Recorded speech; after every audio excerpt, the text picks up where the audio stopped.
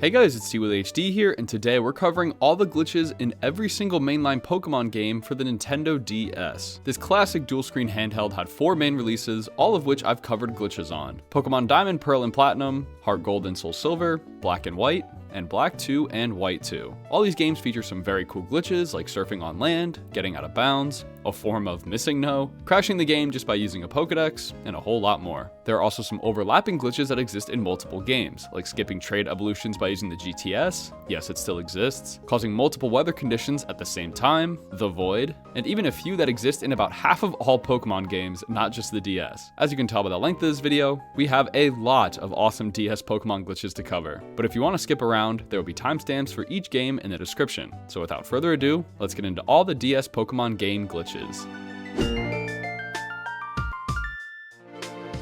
Alright, let's kick this off with kind of a silly one. We're covering an insane amount of glitches today, so not everyone can be super complex or crazy. Anyway, in Sinnoh, there are a few waterfalls scattered throughout the world, which you can use the HM waterfall to travel up and down them. Well, it's actually possible to go sideways down one of these things, and it's very easy to do. Normally, you just hold down, but if we start at the edge, hold left or right, and then as you're moving in that direction, start holding down as well, this will cause your character to continue facing whichever direction they were already in, and begin sliding down the waterfall. Whoa-ho-ho. Then you can go back up and try it again, facing the opposite direction. It looks a little weird when you're up against one of the walls, but nothing crazy. You just have to make sure you're in the middle of moving left or right before holding down, or else you just go down normally. This can be done with any of the waterfalls throughout the map. In fact, this is one of those multi-game glitches, so it is also a glitch in HeartGold and SoulSilver with this same setup. So a little sneak peek into a glitch coming in a future video, but for now, let's keep her moving.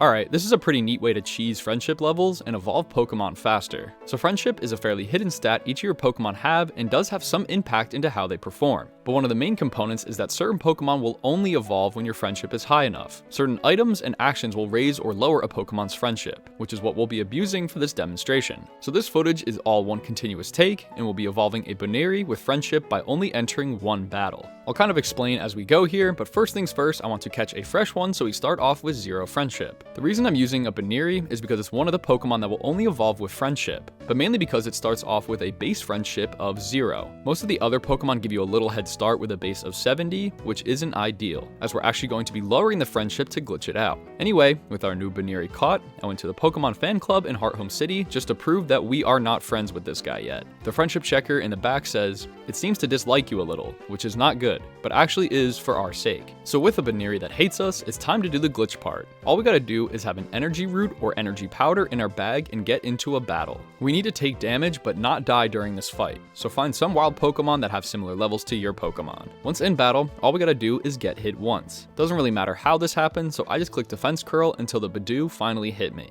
Ow. Now, with some of our health gone, use an energy root or powder on them. These items do heal Pokemon but also lower your friendship value. From this point, swap out this Pokemon to another and knock out the wild Pokemon. While this is going on, I'll try to explain what's gonna happen. As you know, this Baneri already hated us and likely only had a point or two of friendship anyway. So this value actually goes below 0 and underflows back around to the max value of 255. I think of it like a clock, where 0's at the top where 12 is, and 255 is where 11 would be. So instead of having to grind up friendship to get us all the way around the clock, we just do this to shove it backwards and skip right to the max 255. Right after this battle, go to the Pokemon fan club and check your friendship. Now, she says it's very friendly towards you. I can tell you treat it kindly, which is kind of a lie, but we'll take it. We can confirm the glitch worked if we use a rare candy to level it up, and then boom, Baneri wants to evolve after just one battle. So yeah, might be a little bit confusing, but all I gotta do is have a Pokemon with very low friendship, get into a battle, take damage, and then use an energy root or energy powder to lower its friendship, which, since we're in battle, will glitch and underflow from what would have been a negative number back to the maxed out value. And then the game acts like you two have been best friends for years. The battling part is the main thing, as the game will normally prevent friendship from being negative, but it fails to check this during battles. So instead of having to spend a bunch of time grinding friendship with certain Pokemon, it's way faster to do it this way. Like I mentioned at the start, most of the friendship evolution Pokemon start off with a base friendship of 70, and an energy root lowers it by about 10 each time. So you can still do the glitch with these Pokemon too, it'll just take a few more battles. I just did it with Baneri as it's one of the 2 Pokemon that start off with base 0. So enjoy gaslighting Pokemon to make them think you're soulmates, and use the time you saved to try out some other glitches.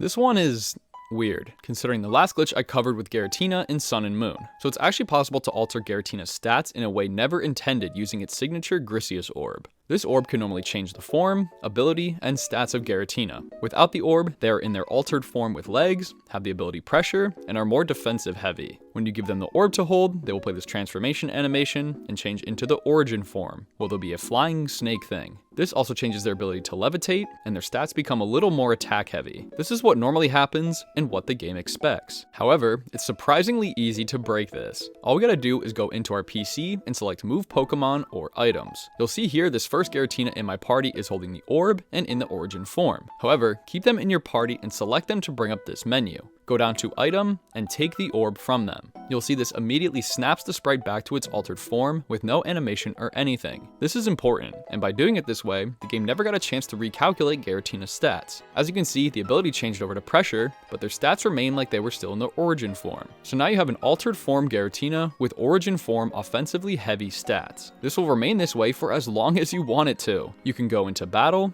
save and reset, trade them, and go into linked battles without the stats ever correcting themselves. Now there are technically two ways this glitch can be corrected. Placing them into the actual PC, not just your party, will reset their stats, as well as leveling up through XP or rare candy. This part is cool though. When the level up stats come on screen, it takes the glitched version, so you'll end up getting negative offensive or defensive stats depending on which way you went. This is also, I think, the only way you can ever see this event where you are losing stat points, which is kinda neat by itself. Anyway, I see two main ways this glitch can be helpful. The first is just flat out deception. If you're in a battle, your opponent might see an altered form Giratina on the field, so they might expect it to be more supportive and tank hits, but then be surprised when you go offensively and deal more damage than they were anticipating. So a little trickery can be used here, and vice versa. You can also have a tanky origin form Pokemon as well. The second way, and it kind of goes off battling as well, you can now have the attack stats of origin form Giratina without having to hold the orb, meaning you can give them any other item to hold and the stats won't correct themselves. So using a choice band to raise their attack even more could be insane, and really throw someone off guard. So yep, another Giratina glitch in a Pokemon game. For those of you who have watched my Sun and Moon glitch videos, you'll know that switching out the Grisius orb for a Nectar item gives them Rotom's Cry in game. But this one I guess is a little more helpful and not as goofy. So if I had a nickel for every time there was a glitch in a Pokemon game involving Giratina and the Grisius orb, I'd have 2 nickels. Which isn't a lot.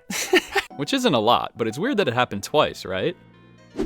Alright, this one is really cool, and we get to use the GTS in 2025, which is awesome considering it was shut down over 10 years ago in 2014. By doing a certain setup, you are able to evolve trade evolution Pokemon by yourself, such as evolving Scyther to Scizor. Anyway, we first need to figure out how to configure our DS in order to connect to unofficial DNS servers to access the GTS. That was a lot of acronyms. Just after the title screen, when picking your save file, scroll down to Nintendo WFC settings. Then set up a connection that looks like this. The SSD at the top I don't think needs to be Melon AP, by the way. That was just my emulator. The main thing is that you set auto obtain DNS to off, and then input this as the primary DNS, leaving the secondary as all zeros. This DNS is from PokemonClassic.net, which is using Kiru WFC, an extension of Weemfi. I probably said those names wrong. Not super important, but it's basically the community's version of the official Nintendo servers. Anyway, this should be all you need, so back out and head into your save. Also, this will work in all 3 games, Diamond, Pearl, and Platinum. The GTS just looks a little different between the original Diamond and Pearl and Platinum. So locate the GTS building in Jubilife and go through the normal dialogue to access the GTS. With the DNS we set up, you should be all good to go, and we will be connected online. This by itself is just so cool to do, even after the official servers have been shut down for so long. Anyway,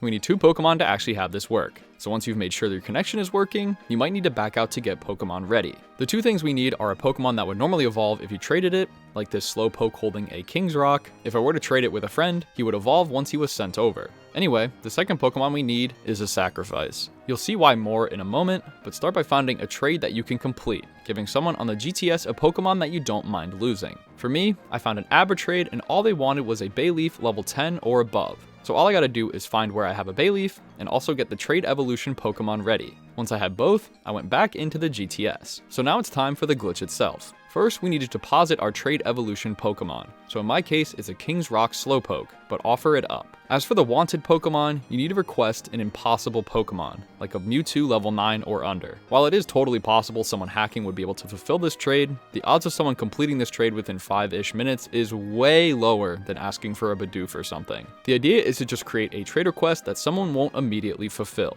I personally don't know how popular this custom server is, but it's very unlikely someone will grab it in time. Anyway, once that trade Pokemon is deposited, it's time for step 2, the sacrifice. This is the easy trade you found earlier. In my case, it's the Abra for the Bayleaf. So I searched for the Abra again and accepted the trade, sacrificing the Bayleaf. Relax while this trade cutscene is playing, and once back on the menu, we're in the home stretch. All we gotta do now is go to Summary, see our trade evolution Pokemon still sitting there, and select Take Back, essentially returning it to our party. And that's it. The cutscene will play of them coming back to you, and immediately after, the evolution cutscene will start, giving us our Slowking without ever actually trading them. Sure, we did technically complete a trade, but now this tricks the game into thinking the trade was with the Slowpoke, which triggers the evolution. It would have been nice if we didn't have to do that extra step, but this glitch will not work unless you complete an actual trade while the Pokemon is sitting in our outbox. So yeah, this glitch can be done with any Pokemon you have to evolve to trade. Plus, we get to use the GTS service in 2025, which is awesome in itself. So, even if you don't want to do this part of the glitch, I still showed you how to access Wi-Fi features on a DS game that was killed in 2014. So you could also use this for normal GTS trades too.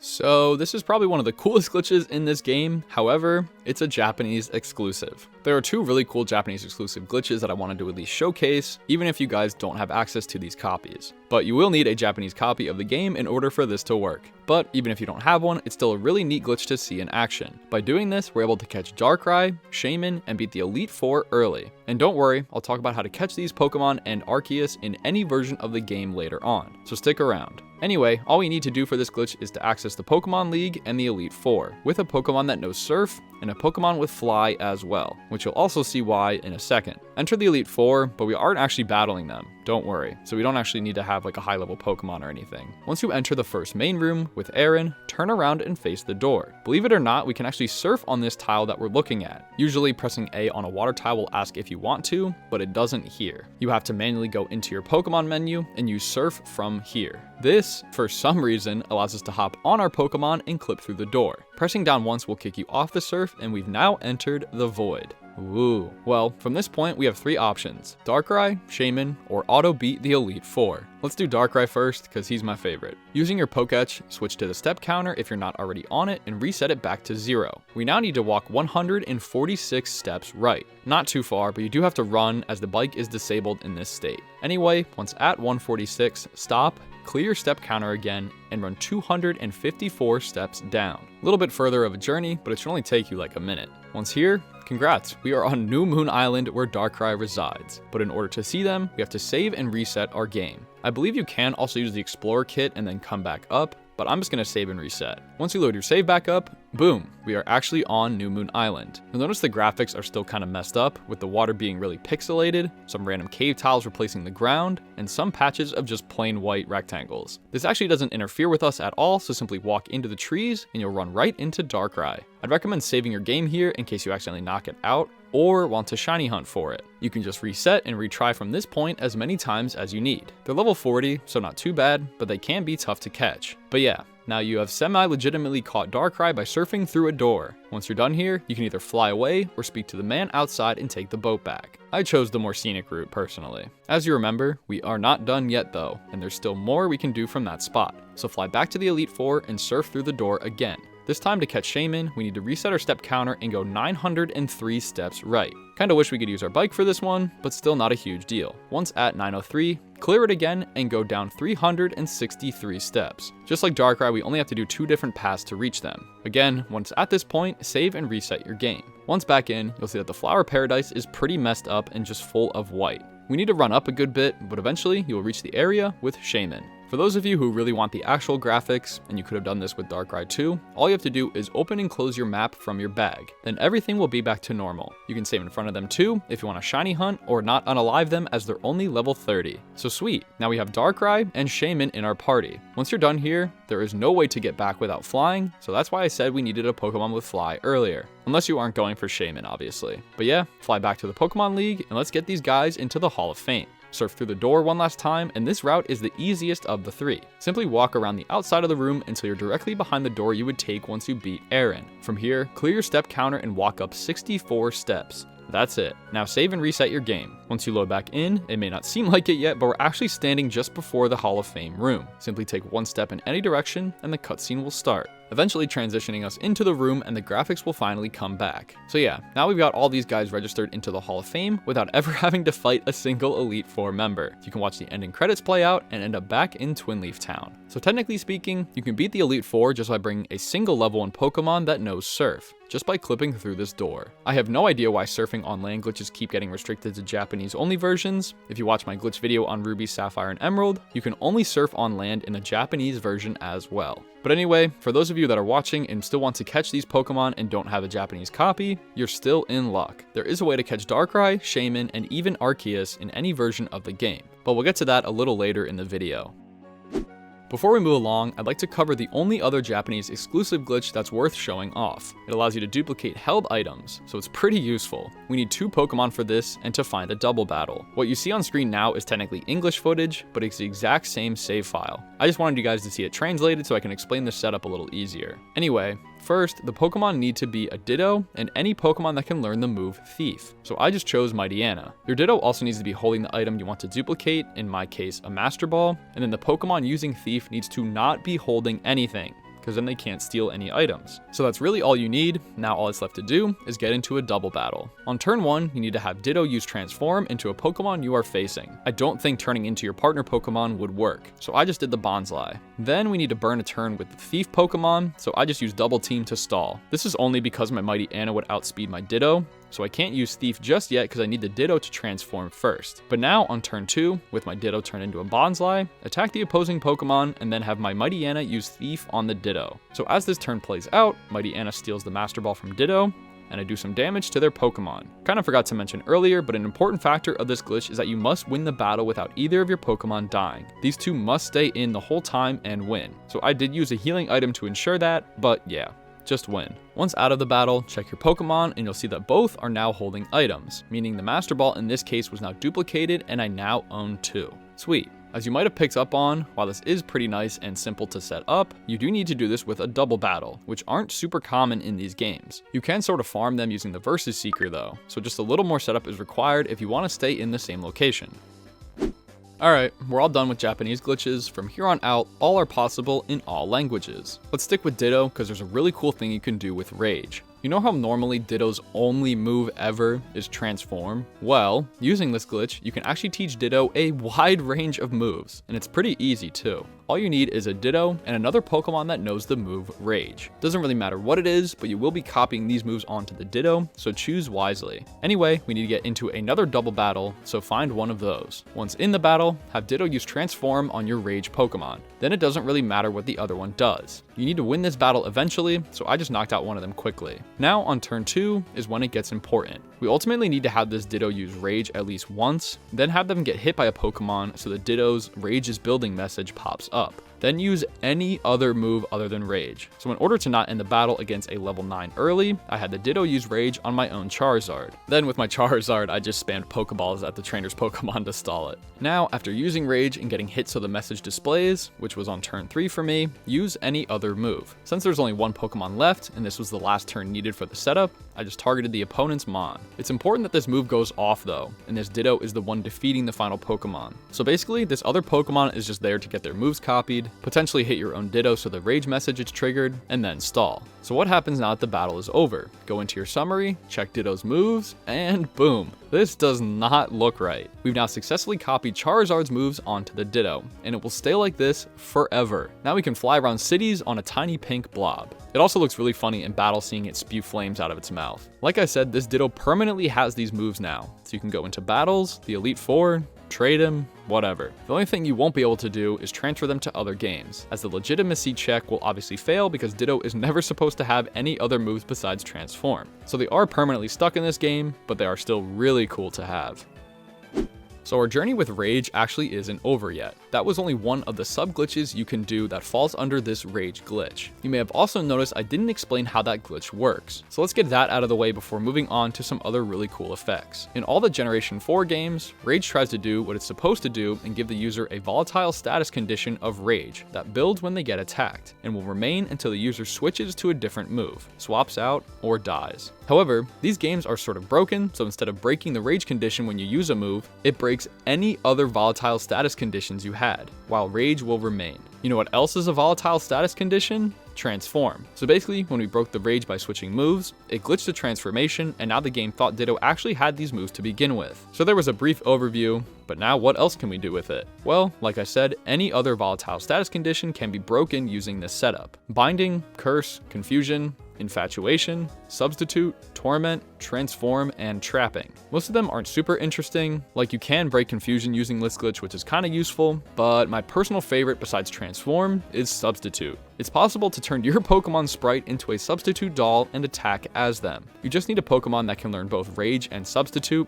like Feraligatr here. Once in the battle, we use Substitute first turn to set up that volatile status condition, Rage second turn from behind the sub, and then use any other move like Protect on the third to break the Substitute status condition, which doesn't actually remove the doll, then use another Substitute on the fourth turn. Now when I go to use a move, it does the usual animation of flipping around the Substitute for the Pokemon, but the Feraligatr is now a substitute doll now as well. They just appear to float slightly higher above than where the actual doll is positioned. Looks really funny, and even when this substitute breaks, our Feraligatr returns as a floating doll for the rest of the battle. It's cool to see them do attack animations as this little green guy. Sadly, unlike the Ditto effects, the Feraligatr sprite will correct itself at the end of battle, so take it in while you can. But that's pretty much the Rage glitch. Use Rage to create a volatile status condition, then break it by using another move that would normally remove that condition, but instead it breaks any other ones besides the Rage. So if you were trapped by a Pokemon with Mean Look, this would break that and let you escape. Any other conditions I mentioned above will break too, so it's pretty sweet. But my personal two favorites are obviously the double substitute and giving Ditto Flamethrower and Fly. Pokemarts, the one-stop shop for most Pokemon goods and where you'll spend a good amount of money you stole from 12-year-olds. As you know, when you select the buy option, you'll be shown a list of products and their price through text on screen. Well, there's a weird way to disable this text for no reason. All you gotta do is have a Pokemon with the move Sweet Scent, which is one of those special TMs that you can use outside of battle through your menus. This will cause a pink overlay to fade in and out, in which you will find no wild Pokemon in the middle of a store. But now try to buy something. Yeah, for some reason the text is just gone now. You can still see the red cursor and each item's icon, but the name and price are gone. The rest of the text still displays fine if you go through with buying something, it's just this menu. You can correct this by either leaving the mart and coming back in, or opening the sell menu to bring up your bag. It also works if you just back out, open your bag, and then talk to them again. Also, if you don't have any Pokemon with Sweet Scent on you, Honey works just as well, and acts the same anyway. So a pretty strange glitch overall, and I really have no idea why this one works. My only slight guess is that it has something to do with the pink fading in and out that also fades out the menu text as well. No clue. But yeah, this will work in all Pokemarts as well as any other store with a buy menu like this, like the Veilstone City department store. Kinda helps with shopping since you can't see the price tag or the name of the item you're buying. This is kind of an annoying one, but also one of the easiest ways to crash the game. Arceus is the creator of the Pokemon universe and is so powerful, he can prevent you from playing in their world. As you may know, there are these plates like the Zap plate, Icicle plate, and so on for each typing, which changes the color of Arceus itself. Like look at this ice form, it's so cool. Anyway, while I love having them change colors, this actually breaks the game in certain locations. One of those is the Great Marsh in Pastoria City. Head inside the marsh and once there, switch your Arceus to the front of the party and make sure they're holding a plate. Any of them are fine, just as long as they aren't the default yellow color. That's all you need. Now just run into some grass and encounter a Pokemon. At first, everything seems normal and the number of Safari Balls comes on screen, but then the game just crashes, playing an awful audio noise in the background. I'll be lowering it for your sake, don't worry.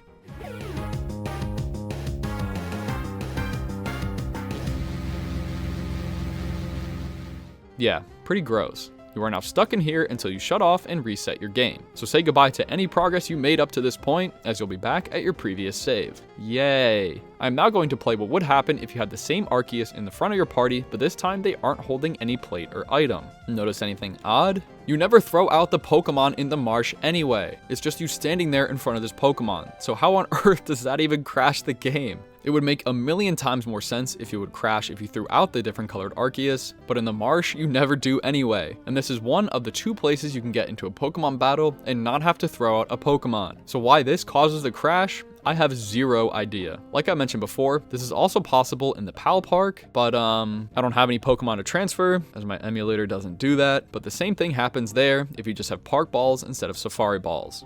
Balls. So one of the more odd glitches, and probably the easiest way to crash these games, as long as you actually have an Arceus. Okay, on the topic of crashing the game, this one is just a little harder to pull off. And by a little harder, I mean a lot harder. If you want to get technical, it is at least 67,108,864 times harder. Yeah, I'm not kidding. And actually, it's even higher than that, but we'll get to that in a second. So during the game, there are a few points where an NPC will join the player. You'll usually have to escort them to a certain point, and you don't really have a choice. But there is some upside in that you get to experience double battles, which isn't possible when traveling alone. The earliest instance of this is Eterna Forest with Cheryl, before you get your second gym badge. While she's following you, you'll encounter 2 wild Pokemon every time you encounter one in the grass. I don't know how to smoothly segue this, so shiny Pokemon, am I right? These Pokemon feature different colored forms of their usual counterparts, but the chances of encountering a single one is 1 in 8,192, or a 0.01% chance. Yikes. Well, since we're talking double battles, the chance of both Pokemon being shiny in a single encounter would be 1 in 67,108,864, or about a 0.000001% chance. If this happens, I'd recommend buying a lottery ticket or something because that's just absurd. But this still isn't the glitch, as we're trying to get the game to crash. In order to do this, you need to get into a double battle and encounter 2 of the same Pokemon, and both of them have to be shiny. Yes, it really is that hard. In the insanely low chance that this happens, you will see the shiny animation play out for the left one, and then when you go to throw out your Pokemon, the game will freeze, looping the same music note infinitely.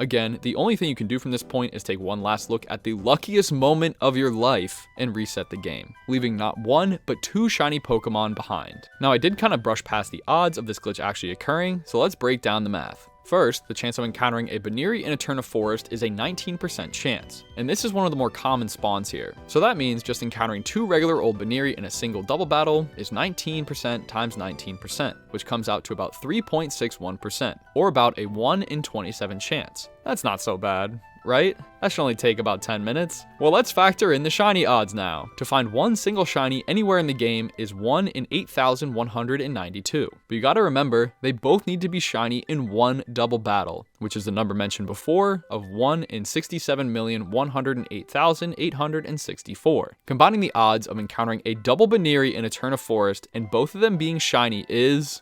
We need a drum roll or something for this, because this is nuts.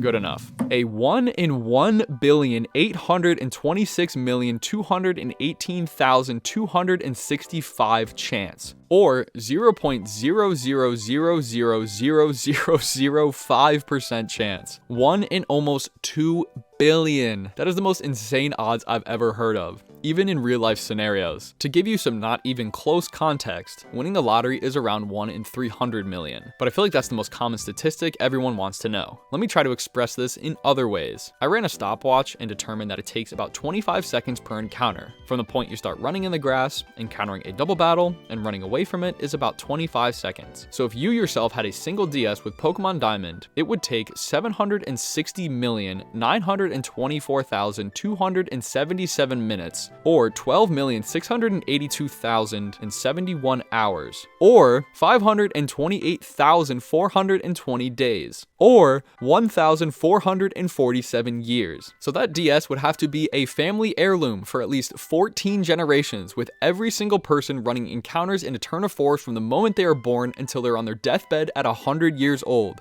Or, if that sounds too crazy and impossible, let's say I, C. Willy HD, gave every single person on the planet a DS, a copy of Pokemon Diamond, cause screw Pearl, with a save file in Eterna Forest with Cheryl, with everyone running an encounter every 25 seconds, that would come out to 320 million encounters per second, on average. So someone somewhere would likely find one in 5.7 seconds. That's way easier. Let's do that. Everybody post your home address in the comments and I'll get those shipped out as soon as... Okay, seriously, don't give me your address or post it on the internet, please. I think I've made my point though, but just to reiterate one final time, the glitch you are seeing on screen is a 1 in 1,826,218,265 chance. And let's be honest, this is not a good glitch. It just crashes the game anyway. You don't get the shinies, you don't pass go, and you don't collect $200. And you should probably never gamble again because you've used up 1,447 years of good luck. But with that being said, call me crazy, but I think this is the rarest glitch in Pokemon, maybe even video game history. That's not even including the fact that Baniri is almost the most common spawn in here with 19%. Imagine getting a double shiny 1% in Platinum Dustox. That would be 1 in 671,3,058,252. There is a very good chance that no one has legitimately ever had this glitch happen to them. Ever. Like anyone ever. And I gotta stop gushing about this. This is getting out of hand. A 1 in 671 billion might be legitimately one of the rarest events to possibly happen in life. And all you get for it is a game crash. Alright, I legitimately could not stop myself from comparing probabilities and crunching numbers, so I just cut off the script. Let's completely do a 180 and talk about a way easier glitch to do with Cheryl in Eterna Forest, and one could argue is actually more interesting. Right as you enter with Cheryl, you'll see this NPC to the left walking around in a random pattern. All you gotta do is make Cheryl stand on one of these spots the NPC walks onto, and wait. Once they decide to walk to that spot, they will just clip inside of her. I guess the game only prevents NPCs from walking into you, but not other NPCs that follow you around. So you could technically find another roaming NPC somewhere while you have a partner, and it'll likely do the same thing. But I'm only showing this one. I got 1,447 years of encounters to do. One final note, if you turn and talk to the double NPC, it'll always prioritize Cheryl. So you'll have to talk to the other NPC when this isn't going on. So two vastly different glitches here involving Cheryl and Eterna Forest. But I will leave the decision up to you of which you want to try. Alright, it's time for the big one. This is likely the most famous glitch in these games and maybe even Pokemon. Tweaking, aka getting out of bounds, aka the Void. You can completely break this game apart, allowing you to legitimately catch Darkrai, Shaman, and an infinite number of Arceus, as well as a bunch of other cool stuff like skipping sections and beating the game early. How is this possible? Literally by doing this with your bike. While it may not seem like this was anything special, this just ripped the game open. As you can see, this black void of darkness taking over the west side of Jubilife City. So how does this work? Well, the overworld in Gen 4 is broken into chunks of 32 by 32 tiles, with only 4 chunks being loaded in at a time. Every step you take is going from one tile to another, so walking 32 steps in any direction would technically be a chunk. Well, halfway through each chunk, there exists a load line. These exist vertically and horizontally. Once you step over one, the chunk behind you is unloaded and the chunk in front of you is loaded, making the game always seem like the whole game actually exists at all times. But this is actually pretty common practice in video games so that games can run as smoothly as possible.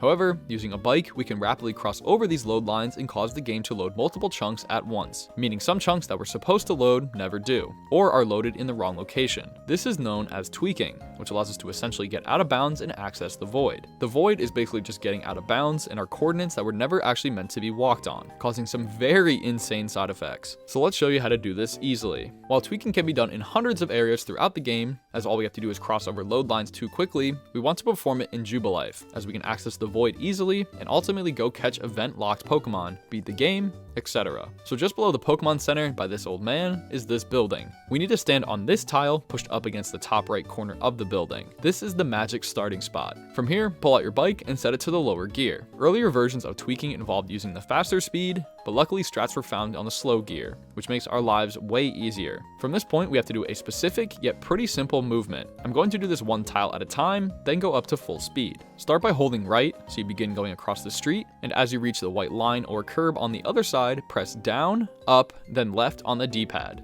That is literally it. I'll show what it looks like now when doing it all together. It's very important you don't stop or go off this path at any point, or it won't work. But this takes like 5 seconds to try and restart if you mess up, so it's really not a big deal. Anyway, you may not notice anything change at first, but bike to the left, and yeah, there's just a void now. The middle and lower west side of the city were never loaded in properly due to tweaking, but if you go around, up, and to the left, you will see part of 203 loaded in Jubilife's place, and we're now allowed to head inside. Also real quick, something I noticed when super zoomed out like this, be careful not to go too far to the right or east side of the city, as that's another load line, which will cause the game to correct itself. Anyway, this route is technically supposed to be on the right side of the city, but the first chunk is now all the way over here. You might notice the route tag never popped up, meaning the game still thinks we're in Jubilife. So while there is tall grass, you will never encounter Pokemon, as the game doesn't have any Jubilife encounters programmed, obviously. The collision is also a little messed up, as you can clip through signs and other objects. When you're done messing around, go up through the path of trees, right, and then down to this exact spot, hugging the middle tree.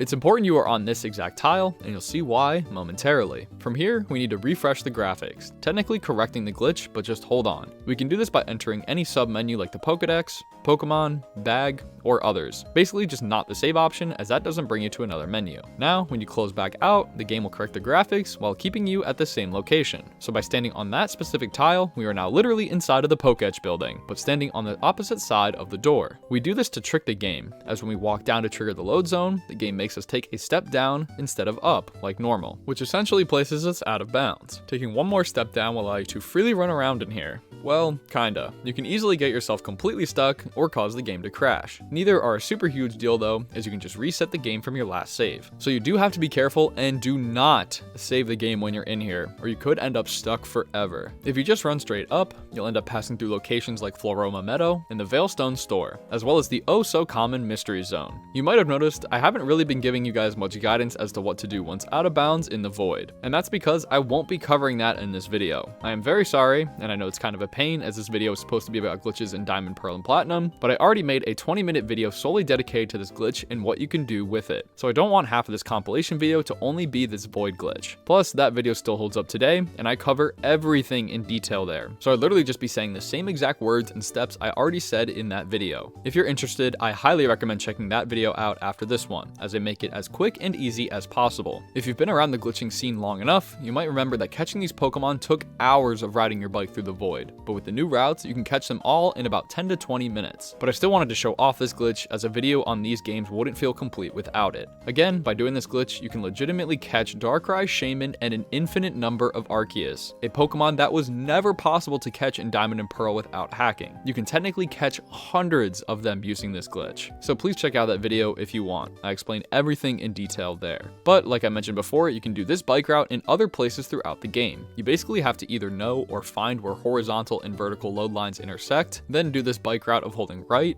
down, up, left movement on that cross, and you can load chunks incorrectly, just like Jubilife. I used a cheat code in order to look for load lines, and this is one I found in Orberg City. But Jubilife is the best location to perform the tweak, as you can access the void and do all that crazy jazz. Also, as one final note, tweaking is technically possible in Pokemon Platinum as well. You can do the same bike strat to get this part of the glitch to activate, go on a fake Route 203, and clip inside the Pokédex building. However, accessing the void is not fully possible, as there are invisible walls and tiles you can get permanently stuck on surrounding the outer edges of this area. So you can't really go out and do anything crazy in this game, but you still can technically do the tweak. Alright, well, let's continue on with another really crazy glitch and already one of my favorites. Missing No. Technically they aren't called that in this game, but look at this glitchy mess. What is that? This is known as the Pomade glitch, and if that sounds familiar, is also a glitch in Emerald, which I covered in a previous video. Getting this is kinda simple, but also pretty specific. So I'll be honest, I tried my best to make this work with a Bidoof because I thought it'd be funny, but for some reason or another, I couldn't get it to work. But luckily, Chickasaurus GL made a video about this 10 years ago, and they got it to work with a Zoomerl, so that's what I'll be using. They also have really high HP IVs and EVs, a perfect 31 IVs, and 244 EVs at level 99. More on that in a second. So for the rest of the setup, you need the glitch Pokemon, in my case Zoomerl, to be poisoned, as well as any other Pokemon in your party has to be fainted. So that's where my level 1 Bidoof is coming into play, but this one can be any Pokemon. Anyway, we now need to get the Azumarill really low on HP by running around in the overworld, as the poison will slowly chip away at it. You technically don't need poison, and you can just take damage from battles, but that gets too complicated too quickly trying to get the right amount of HP left. Continue walking or biking until they are at 32 HP. Once there, we need to use a Pomeg berry. This is a berry that increases friendship, but lowers its base HP. Like here with this Bidoof, it dropped from 318 to a whopping 281. You might see where we're going with this, but after you use the Pomeg on this Azumarill, it drops it from 398 to 362. But you might have noticed my HP bar shot up to full, even though it still says 32 out of 362. We're in the home stretch here. All we gotta do from this point is use a rare candy to level it up to 100. Doing so kills it, just knocks it out, leaving us with 2 Pokemon in our party that are both fainted. So, that's cool, I guess. But what can we do with this? Not as much as you might think, and not nearly as game-breaking as Emerald's version of this glitch. Going into tall grass to get a wild Pokemon battle will freeze the game as soon as you find an encounter. This will also happen with trainers on routes. You get some hope while they're talking to you, but as soon as the battle tries to initiate, it freezes in the same way. Probably because you have no Pokemon able to fight. However, there is a way to keep the game from freezing and get into a battle with this thing. I'm not really sure if there's a name for the type of trainer, but basically you need to get into a battle by talking walking to one of the trainers that want to battle. So not the ones on routes that can spot you, but in places like the Elite Four or the battleground in the survival area. These trainers don't initiate battles until you walk up and actually speak with them. As the battle starts, the UI comes on screen, and you'll see that only one Pokemon shows up for your side, and it's also grayed out. Then when you go to throw them out, it'll say, go. Then glitched invisible or white characters will overlap the go and produce an exclamation point a little ways in. This Pokemon is known as, or 5 hyphens. They start off as this 3 rectangle black mess, then fades into white. It has the cry of Bulbasaur and is shiny for some reason.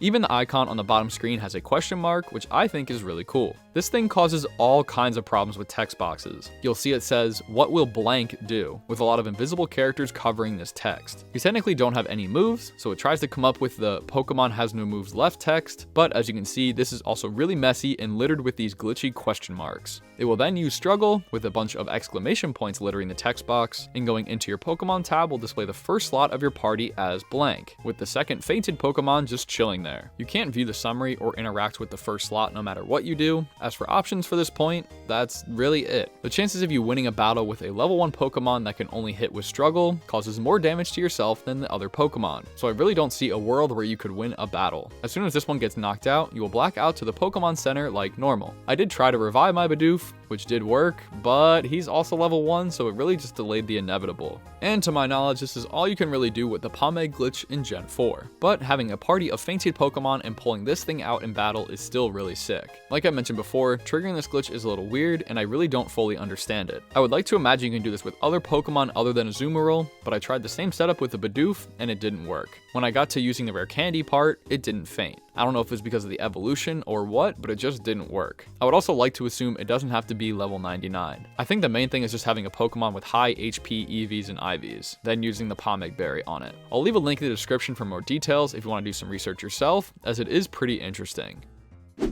This is a pretty annoying battle glitch. All we need are 2 Pokemon that both know the move U-turn, and the second Pokemon you switch into has to be holding a choice item, such as choice specs. Then get into a battle. On the first turn, or any, doesn't really matter, use U-turn so you attack the target and are given the option to switch into someone else. Select your other U-turn user that has the choice item here. So normally the choice items come with a pretty big buff to one stat or another, at the cost that you'll be locked into one move. However, since this is our first time hitting the field, we should be allowed to pick any move freely that we want, right? Haha, wrong. For some reason, if you try to pick a move, it comes up with, the choice item allows for only the use of U-turn, which is odd because this is my first turn with Dustox out. So all you can really do is select U-turn like the game wants and switch out for another Pokemon again. My guess is since U-turn is like a half turn move where the other Pokemon doesn't attack until after you've switched out, if they're slower anyway, and the Pokemon you switch into also has U-turn and a choice item, the game kind of morphs the Pokemon and the attack together, which forces you to lock your choice into U-turn. However, it is worth noting that the choice item Pokemon also has to have U-turn in order for this glitch to activate.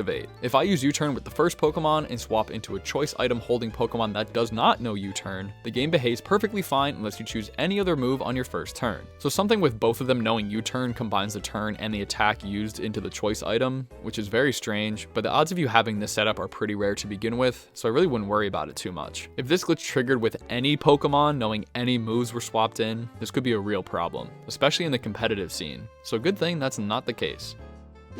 Alright, this might be my favorite battle glitch, even though it is not useful at all. It has absolutely nothing to do with breaking attack stats or a double substitute. It's just moving your Pokemon sprite around the screen. Like, look at how ridiculous this looks. So this entails spamming certain moves over and over again, meaning we need to find a fight where we don't get killed or kill the opponent's Pokemon. I found the perfect spot on Route 225. Psychic Daisy starts with a Slowpoke that only has psychic attacking moves, so bring a super low level dark type to this fight. I chose Sneasel as it can learn both Facade and Strength, and you'll see why those matter in a moment. So once in the battle, we can just begin spamming moves. First, I wanted to show off Facade. You'll notice that the animation for this attack has your Pokemon sprite warp and stretch up and down. Well, you might not notice at first, but those warps also shifted the sprite up by 1 pixel. Pay super close attention to the third feather at the bottom of their back. It's just barely peeking over the text box at first, but after I use it over and over, it, along with the rest of the sprite, begins to rise. As I speed up the footage, Sneasel goes up higher and higher. Using elixirs I was able to continuously use Facade over 50 times, raising my Sneasel up to the middle of the screen and then to the point where the sprite was clipping underneath the Slowpoke's health bar. In this specific battle, you have about 55 turns until the Slowpoke runs out of moves to use and struggles, which will likely kill your low-level Pokemon, but it's still crazy that it can get this messed up. But we're not done just yet, don't you worry. Remember how I mentioned Strength earlier? This one has a slightly different effect where it shifts the sprite right 2 pixels each time the animation plays out. So after using 32 Facades, I began spamming Strengths and ultimately got the sprite to shift up and to the right of its original position. It just looks like I'm slowly creeping closer and closer to this Slowpoke over there. I'm practically in his face at the end. I went back in one more time, solely focused on using Strength. So now my Sneasel is just sliding across the text box to the right, to the point where it almost got completely covered up by my own health bar. So really the only limitations are either you or the Slowpoke running out of PP on your moves. Other than that, neither of you can really damage each other enough to kill the other. I guess you could get into a linked battle with a friend and have them spam pointless moves to drag it out a little farther, but this trainer on Route 225 works pretty dang well. My best guess as to why this happens is something I mentioned earlier, and it stems from the animations when you use these attacks. Facade, for example, your sprite shifts and warps a bunch, and I think it's trying to return back to its default spot, but messes up and places it 1 pixel higher than before. Very subtle if you only use it once or twice, but you can really see a difference after 10 or 15 times in a row. The full list of moves that alter the sprite are as follows. Facade moves the user's sprite up 1 pixel, Strength and Spit Up move the user's sprite right 2 pixels, and Dynamic Punch and Helping Hand move the target's left 1 pixel. Speaking of which, I'm not actually sure if the same glitch would occur to opposing Pokemon. Like if this Slowpoke, for example, were to just start spamming Facade, would their sprite raise up each time too? That's something one of you guys will have to try out and report back to me because I'm very curious. So by all means, try this out with a friend and just let me know what happens. Alright, this one is very weird, but also gives you some pretty cool visual effects. So Soft Boiled and Milk Drink are moves learned by specific Pokemon like Miltank that you can use as a field move like Fly, where you can select it from the menu at any point in the overworld. This will give you the option to heal a Pokemon at the cost of burning the HP of the one who used it. So Miltank in my example. While that's all fine and dandy, if you press A on a Pokemon to heal in a direction on the D-pad at the same exact time, you can shift the cursor, which will apply the healing effect to whatever Pokemon it's shifted to. As you might be able to guess, this can cause some very messed up side effects as you normally can't heal eggs or full HP Pokemon. So let's go down the list here and talk about every effect you can get with this. Again, it's just hovering over a legit Pokemon you could heal with Soft Boiled or Milk Drink, then pressing A in a direction on the D-pad at the same time. If you shift to a fainted Pokemon, it will increase their HP, revive them, but still display the little red fainted tag at the bottom of their card. The red tag is actually just a visual bug, and if you go into their summary or back out and go back into the Pokemon menu, it will appear normally like they were still alive. So there you go, you just revived a dead Pokemon in a very unintended way, without having to use items like revives, and only at the cost of like 6 HP.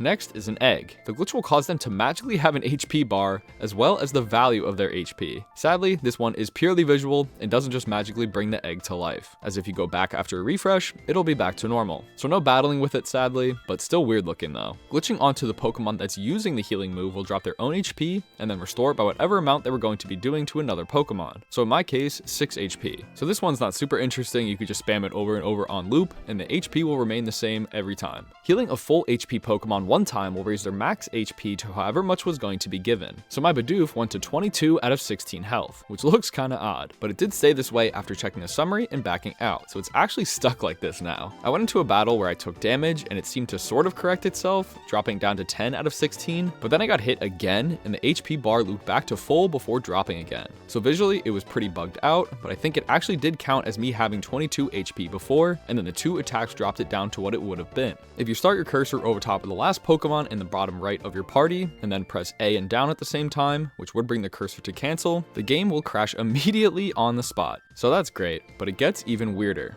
or worse depending on how you look at it. I tried spamming the full HP Pokemon a few times and it just kinda kept raising it like normal, but then after a few more, the game stopped and started infinitely lowering Miltank's HP. Every time it would get to 0, it would just snap back to 99, then continue lowering it. Occasionally, the HP bar would deplete and then snap back to full as well. Now since I'm on an emulator, I did use the fast forward function after a while, and after about 15 minutes of the game at 5 times-ish speed, it switched from lowering the Miltank's HP to raising the Bidoof's I selected HP. Basically doing the same thing in reverse where we get to 99, reset down to 0, then repeat, occasionally setting the HP bar to empty, then filling it back up. So I'm guessing this was about the halfway point when it stopped removing Miltank's HP and began healing Bidoof, like it would have done in normal conditions, just with a way higher number. I let it sit at regular speed for 20 minutes as the Bidoof was going up, with no signs of stopping. You can't do anything either, which is kind of the main problem. You can't cancel it or close out of the menu. Your only option would be to shut off your DS or let this sit out. But I was committed, so I started fast forwarding again. Finally, it set the Bidoof at 16 out of 16 HP and displayed the message, Bidoof's HP was restored by $94 points. So something clearly overflowed here. Also, from start to finish, this took roughly 40 minutes, but you gotta remember, I also held fast forward for a majority of this, so it's kind of tough for me to give a proper estimate. But this likely took anywhere from 2 to 5 hours in real time if you were doing this on a regular DS. So I would highly recommend trying every other instance of this healing glitch, unless you really want to disable your DS for a few hours. If anyone is daring enough to let their DS sit there for this long, I would love to know how much actual time this would take without fast forwarding. This one isn't technically a glitch, as you the player don't have to do anything special to activate it. This one is just a mistake in the developer's code. So you can fish in this game, which is awesome, am I right boys? You can just throw that rod out there and wait for bites. But there are some ways you can increase your chances of nibbles. Or at least there was supposed to be. Suction cups and sticky hold are abilities certain Pokemon like Muck can have that increase your probability of bites while fishing when you have them in the first slot of your party. However, due to a typo in the game's code, this isn't actually true, and the odds remain the same as if you had any other Pokemon in the first slot. To explain how they made such a mistake in the code, I'm going to harness the power of my Bachelor's of Computer Science degree and 2 years of professional mobile app and web developer experience. Alright, so basically this is the function that gets run when you're fishing. As you can see, it starts here first with a check to see if the first mon is an egg, and if it's not, it enters this if statement, and then it checks this if statement, which is fishing encounter. Pretty straightforward to explain there. And then it checks this. It checks first mon ability, if it is sticky hold, or if it is suction cup. This is an or checker, so it can either one of these can be true. And then if it's the case, it does VO times 2, which basically does nothing because you're not actually assigning it to anything. It's supposed to be doing the same thing as these down here, where it is a compound assignment operator, where it essentially, this line would essentially be VO equals VO times 2. So this equals that in layman's terms, but this does not equal this because there's missing the equal sign. This is basically just giving you a number, but it doesn't actually like assign it to anything. Like it's not VO. You could fix it either by doing this, or you can fix it even easier just by doing that. But this is the one check. You see how it's ability sticky hold or ability suction cups. All these other ones actually work, but this one doesn't because it's missing that. Thank you for watching my tech tutorial. So I guess technically not a glitch, as you don't really have to do anything besides put a Pokemon in your first slot. This one is really just a developer mistake. But at the end of the day, at least we can still fish. This is a pretty useful one. Normally you aren't able to check the summary or stats of a Pokemon while they're in the egg, even if you know what that Pokemon is. But using the PC, we can. Start by heading to the daycare and picking up an egg if you don't have any laying around, and then locate a PC. It doesn't really matter where we place the egg, but we need to throw them in a box adjacent to an actual Pokemon in another box. So basically, if you use L or R to change boxes, you don't have to move your cursor between the egg or the Pokemon. Anyway, when you hover over a Pokemon, the bottom left corner will cycle through some stats about them. Their held item, typing, nature, and ability in that order. So every few seconds it'll rotate around. What we need to do is press L or R to shift which box we are right as this transition is happening. If you time it well, the bottom left will actually show the stats of the Pokemon inside the egg for a split second before the game corrects itself. It can be tricky to get the timing down as you have a pretty small window, but if you do it regularly while it's not rotating, nothing will happen. So while the Pokemon can't hold an item in an egg, Making the first stat useless, we can still determine the typing, nature, and ability before having to run around to hatch it. Like I said, it doesn't have to be in the first box slot like I have it. The egg and the Pokemon just have to be in neighboring boxes in the same slot. So after a few attempts, I determined this egg is Dragon Ground, has a quirky nature, and the ability Sandveil. We can confirm this by hatching the egg and seeing a Gibble pop out. That's Dragon Ground, quirky, and has Sandveil. So pretty useful for a few reasons. If you have a bunch of eggs laying around from a while ago and you forget what they are completely, this may help at least narrow it down. But I think more importantly, you can also check the nature or hidden ability you wanted before having to run around or bike for a few minutes. I got pretty good at the timing towards the end, so ultimately this is definitely faster than having to hatch every single egg you grab. I guess unless you're like shiny hunting or something, that might be important.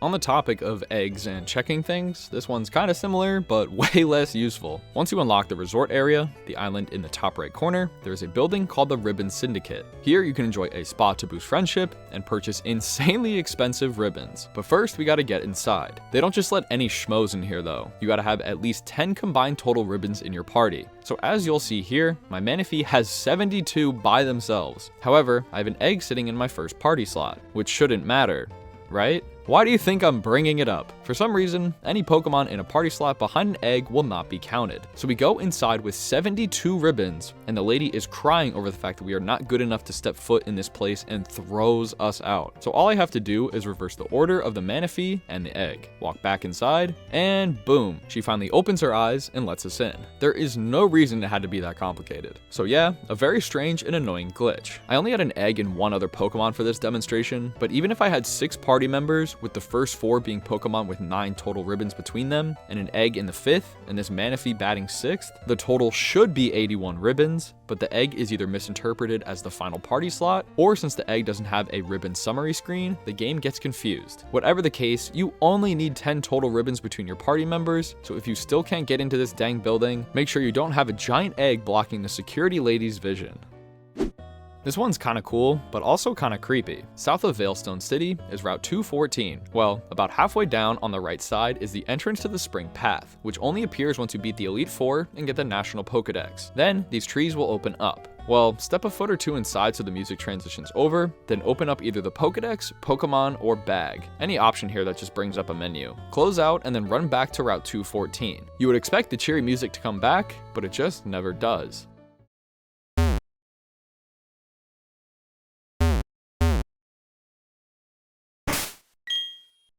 All you can hear now are sound effects like bumping into walls, text, and "why didn't I defeat you?" Fun fact, the music comes back at the end of a trainer battle. So yeah, it's pretty eerie to have no jolly old music in the background accompanying you on your journey. So I'm glad Pokemon made the decision to constantly blast music to drown out my thoughts. Anyway, I wanted to end this off by just letting the audio speak, or play for itself at least a little bit, because those 5 seconds didn't really do it justice.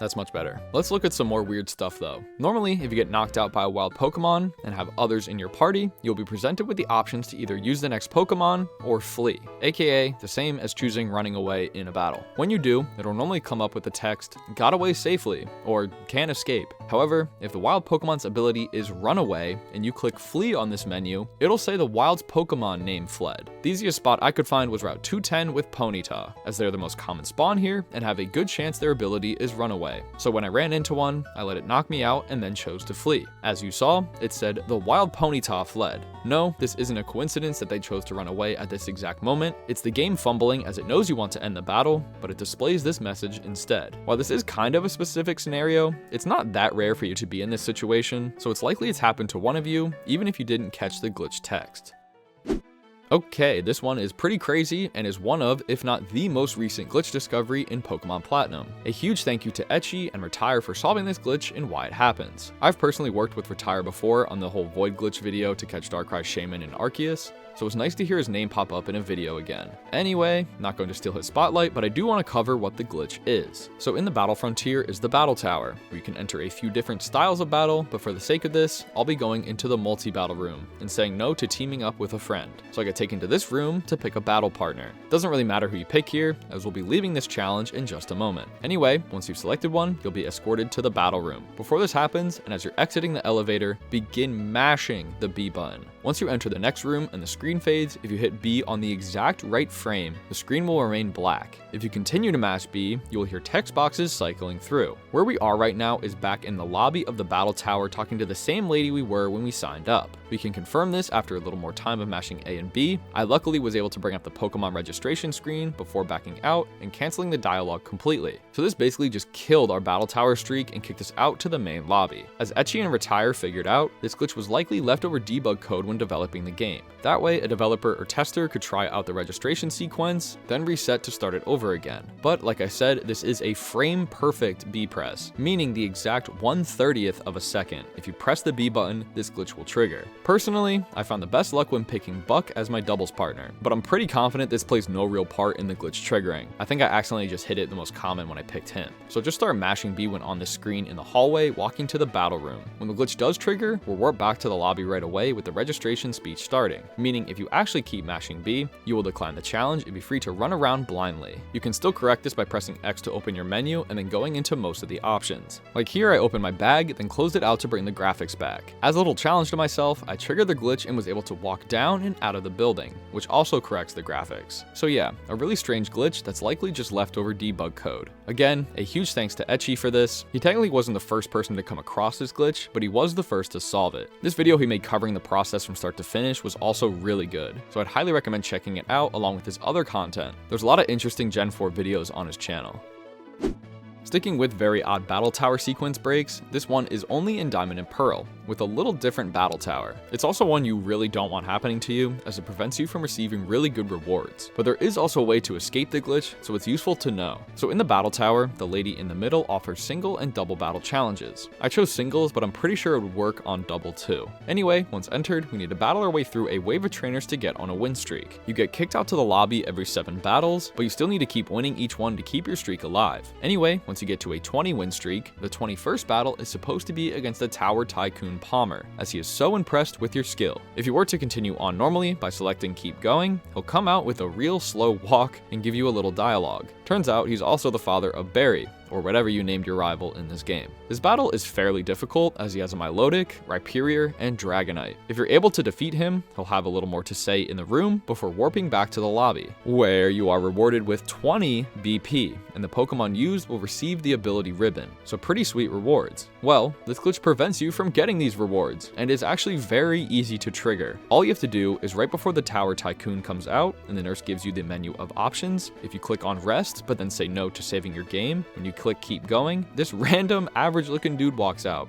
and says this rare line of dialogue that can't be seen under any other circumstances. This NPC is glitched, and upon starting the battle, the trainer shown here is still Tower Tycoon Palmer and has the same team from before. But if you defeat this version of the Tycoon, no dialogue is said in the room, and when you go back to the lobby, it treats it like you just defeated a regular old trainer, giving you 4 BP and no ribbons, essentially ruining the 20 BP and the ribbons you were supposed to get. I guess as some consolation, it does still technically keep your win streak alive, but I would not recommend doing this glitch yourself, as it's not really worth the grind to get here. So when on this menu, either click keep going right away, or if you really need to rest, make sure you say yes to saving and reset back to the title screen. Fun fact, this glitch will also work the same way if you click retire and then say no and keep going from there. If you weren't intentionally trying to trigger the glitch and click on rest then say no to saving or no to retiring, you can still correct this glitch before it screws you over by clicking rest and saying yes. Then you have to save and reload your save, and then you can click keep going and Palmer will still show up. So again, be very careful when getting that 20 win streak in the battle tower. But if you accidentally do trigger the glitch spawning this random NPC, there are ways to get around it and correct it. Alright, we've been covering a lot so far, so I wanted to kick back for a moment and take a little break to cover a topic that isn't really a glitch, but rather just plain differences. So as you likely know, the intro cutscene in these games are pretty cool, and feature flyovers of some of the routes and towns. Did you ever stop and take the time to really pay attention to the locations shown here versus in-game? Well, I did. and I found some pretty odd differences. In Diamond and Pearl, just about every NPC and even a town building are different between the trailer and in the game. Also, by the way, when I say trailer going forward, I mean the intro cutscene. I don't know why I kept saying trailer. Starting on Route 204 first, the Blue Hat Kid was after the patch of grass up the stairs, but is now down by the cave exit below the stairs. This pink shirt lady was standing more in the middle at the top of the stairs, but is now up against the tree line, making it more likely you'll enter a battle with her when you walk past. The bug catcher was tucked into this fence line, but is now in the middle, running a pattern where the Blue Hat Kid used to be. Also in game, there is a double battle with kids up by this sign, but neither of them can be seen in the flyover. As it goes into Floroma Town, there is even more. In the trailer, there's another bug catcher at the entrance, when there is none in game. There is a blue overall man tucked into the flowers on the left that also isn't in the game. There is a brown-haired character that was replaced by an NPC with glasses. The pink shirt lady was standing up towards the Pokemart, but is now down closer to the Pokemon Center. The house north of the path features 4 rows of flowers going across in the trailer, but only 3 are in game. Maybe the sign was added later, so they removed that row. And there is a child standing at the east entrance in the trailer, but not in game. We aren't done here yet though, as there's also Route 205. There is a bug catcher near the building and rock in the trailer, but is moved up to the entrance of Eterna Forest. Around where he was, there is now a green hat lady that shifted up from where the blonde-haired woman is. She was nowhere to be seen in the trailer. As it begins to pan higher into the sky, you can see a camper guy on the top ledge. He was moved to the upper level across the bridge. The green hat lady was standing on the bridge itself, but I guess fell off or something because now she's down to the right. As it's fading to white, you can see a pink shirt woman up against the grass on the right is now moved a little more inward in both ways. There was a mysterious brown-haired person by the steps and is now a green hat NPC walking around the upper ledge. So those were all the ones in Diamond and Pearl, but Platinum is not safe either and is honestly more odd. Route 204 is shown again, this time starting a little earlier. Blue Hat Kid is more in the middle of the path in the trailer, but is now in the top left corner of it. The brown-haired lady here is in the same spot. Up by the cave entrance, there is only one NPC shown in the trailer, Blue Hat Kid, who's basically in the same spot, but there's a brown-haired woman just outside the grass who is not in the trailer. They again messed up the Blue Hat Kid by the cave exit, who is a green hat NPC in the trailer. So it's weird that the kid was here in both Diamond and Pearl, and the Platinum trailer still messed it up. Now in Eterna Forest, there are just 0 NPCs in the trailer. This place is dead. In the top left, the grass patch is basically full, but in game, there is the moss rock, and the tiles around them are no longer tall grass. The bug catcher near the entrance is nowhere in the trailer. The double battle couple behind the trees at the top are nowhere in the trailer. The double battle psychics that guard this vertical path are nowhere in the trailer. And finally, Eterna City itself. Kinda tough to see past these sprites floating in the sky, but there is a brown-haired woman in front of the Team Galactic building that is not there in game. As it's fading to white, you can see a blue overalled guy to the left of the Pokemon Center that is not in game. There's a bug catcher here now, so maybe that was the replacement or just another NPC. And that's pretty much everything. I found it interesting that both trailers for both Diamond and Pearl, as well as Platinum that came out later, all have different content in the flyover than they do in the final game. This could likely be due to the intro trailer being made first before the game was finished, meaning they didn't finish NPC models or their placements. One thing I did notice though in the trailer that there is not a single NPC walking or looking around, like they do in game. So maybe there was something weird with the flyover portions that they use in the trailer and not being able to have people move, so they shifted some NPCs around to make it still feel lively. But a lot of the NPC sprites are different anyway. This leads me to my top guess that these flyovers are using the beta version of the game. Again, before they decided on the final positions for NPCs, and Floroma Town's layout. This makes the most sense to me, as the order probably went, finish the main outline of the game, program the flyover so that the game has an intro cutscene, then final finishing touches were made to the game where they added the walking paths, locations, and sprites. This personally checks out in my mind. It wouldn't really make sense if they fully finished the game, then went back and made new versions of these routes just for the intro cutscene. So I'm like 70% sure what you're looking at here in the trailer is the beta of these games. There is one literal rock in this guess, as the Moss Rock in Eterna Forest appears in the same spot in all 3 games, so why would it not be in the flyover? That one I have no idea on. But regardless, not really a glitch per se, but still interesting how much is different between the game and the intro cutscene. Plus, I think it was a nice calm break from all the complicated stuff, so with that being said, let's get back into the action. Alright, here's a silly Platinum one for you. On the Battle Zone Island, you'll find routes 227 and 226. Just outside to the top left of the route gate from 228 is this grass patch. Head up until you reach the other opening that looks like this, which is the border between routes 226 and 227. Push yourself up against the middle of this rock, then take 1 step down. From here, all we gotta do is use our Explorer Kit to go underground. So head into your bag and start digging. Once down here, you can go up straight away, as we don't have to really do anything down here. When you come back up, you might not notice it at first, There we go. Yes, for some reason, using the kit in this specific spot causes your character to be sunk halfway in the ground, almost like you were going through one of those mud sections. While it would be sweet to run around like this, you're pretty restricted in terms of where you can keep this glitch activated. It's basically the 2 rows of tiles where you clipped out and the one above, as well as the 3 tiles 1 row up near the sign. If you walk anywhere other than this section, your character will pop back up to solid ground where they're supposed to be. The only other fun thing I could do while down here was hop on my bike. I tried saving and resetting, which surprisingly kept this state, but it still didn't really give us anything. So nothing really crazy. This would have been a lot better if you could stay halfway in the ground while running around on the whole route, getting into battles and messing with trainers, but that's life, I guess. However, this does raise the question of whether there are other spots throughout the game where this glitch could occur. There's nothing really special about this spot where it happens, so I really feel like there may be other super specific tiles somewhere else in the game. But going around the entire overworld spamming my Explorer kit is way out of my pay grade. Sorry. On the topic of using the Explorer kit in an extremely specific spot, this one isn't as fun, but still interesting. So as you know, the Explorer kit lets you go underground anywhere and then return to that spot regardless of how far you traveled from the original point. Well, there is a very weird assortment of tiles throughout Sinnoh where the game just blocks you from using it. I registered it to my Y button, so anytime you see the DS Wireless Communications will be launched text box, that means that we're allowed to dig down. Anyway, the first spot is next to the Valley Windworks sign, specifically down and to the right of it. If you try and use the kit here, it'll pop up with the annoying Rowan's words echoed, "See, Willie, there's a time and place for everything, but not now." meaning we can never dig down on this spot. Every other spot around here is perfectly fine, just not this exact one. Our next location is just in front of the Jubilife TV building. Just the tile in front of the door blocks you from digging as well. At first I thought this would happen anywhere with the tile just in front of a door, but nope. Other buildings let you dig a huge life-threatening hole in front of their doors, no problem. And the third and final spot we know of is weirdly enough exclusive to Platinum. In Eterna City, there is a bug catcher NPC standing by the entrance you come in from. If you stand 2 tiles to the right of him, you'll be blocked from digging here. Again, every other tile around here is perfectly fine, and it even works in Diamond and Pearl here, just not Platinum. So this got me thinking as to why this happens. Why does the game specifically block these spots? You may have a clue already, but my best one is that there are several tiles that NPCs and Pokemon appear during specific parts of the game. First was Valley Windworks. This tile is exactly where Drifloon spawns on Fridays, and even has his own sprite appear in the overworld. So maybe the game does think you could dig underground on a Thursday night, then surface when it takes over to Friday and clip inside Drifloon? I don't know. Anyway, the second spot is kind of the same. When you get to Jubilife City for the first time at the start of the game, there are these Poketch clowns, and one of them just so happens to stand on this tile in front of the Jubilife TV building. But I don't think he ever comes back after the start of the game, so you should realistically be able to dig down on the surface here without problems, since you don't get the Explorer kit until after your first badge. But I'm actually not sure if you can just skip over the Poketch entirely and just start running off on your adventure. Can you do that? Anyway, I have zero idea why this Platinum exclusive spot exists 2 tiles from the bug catcher. To my knowledge, no NPC stands here at any point during the story, but maybe there does and I'm just forgetting, so please let me know if I'm wrong about that. So maybe this hypothesis is correct. But the glitch I'm about to show next kinda debunks this, so again, I'm not really sure. Like the last glitch, these 3 spots existing means there's a good chance there are other specific tiles that randomly block you from digging down. But, and to quote myself from a minute ago, going around the entire overworld spamming my Explorer kit is way out of my pay grade. Sorry.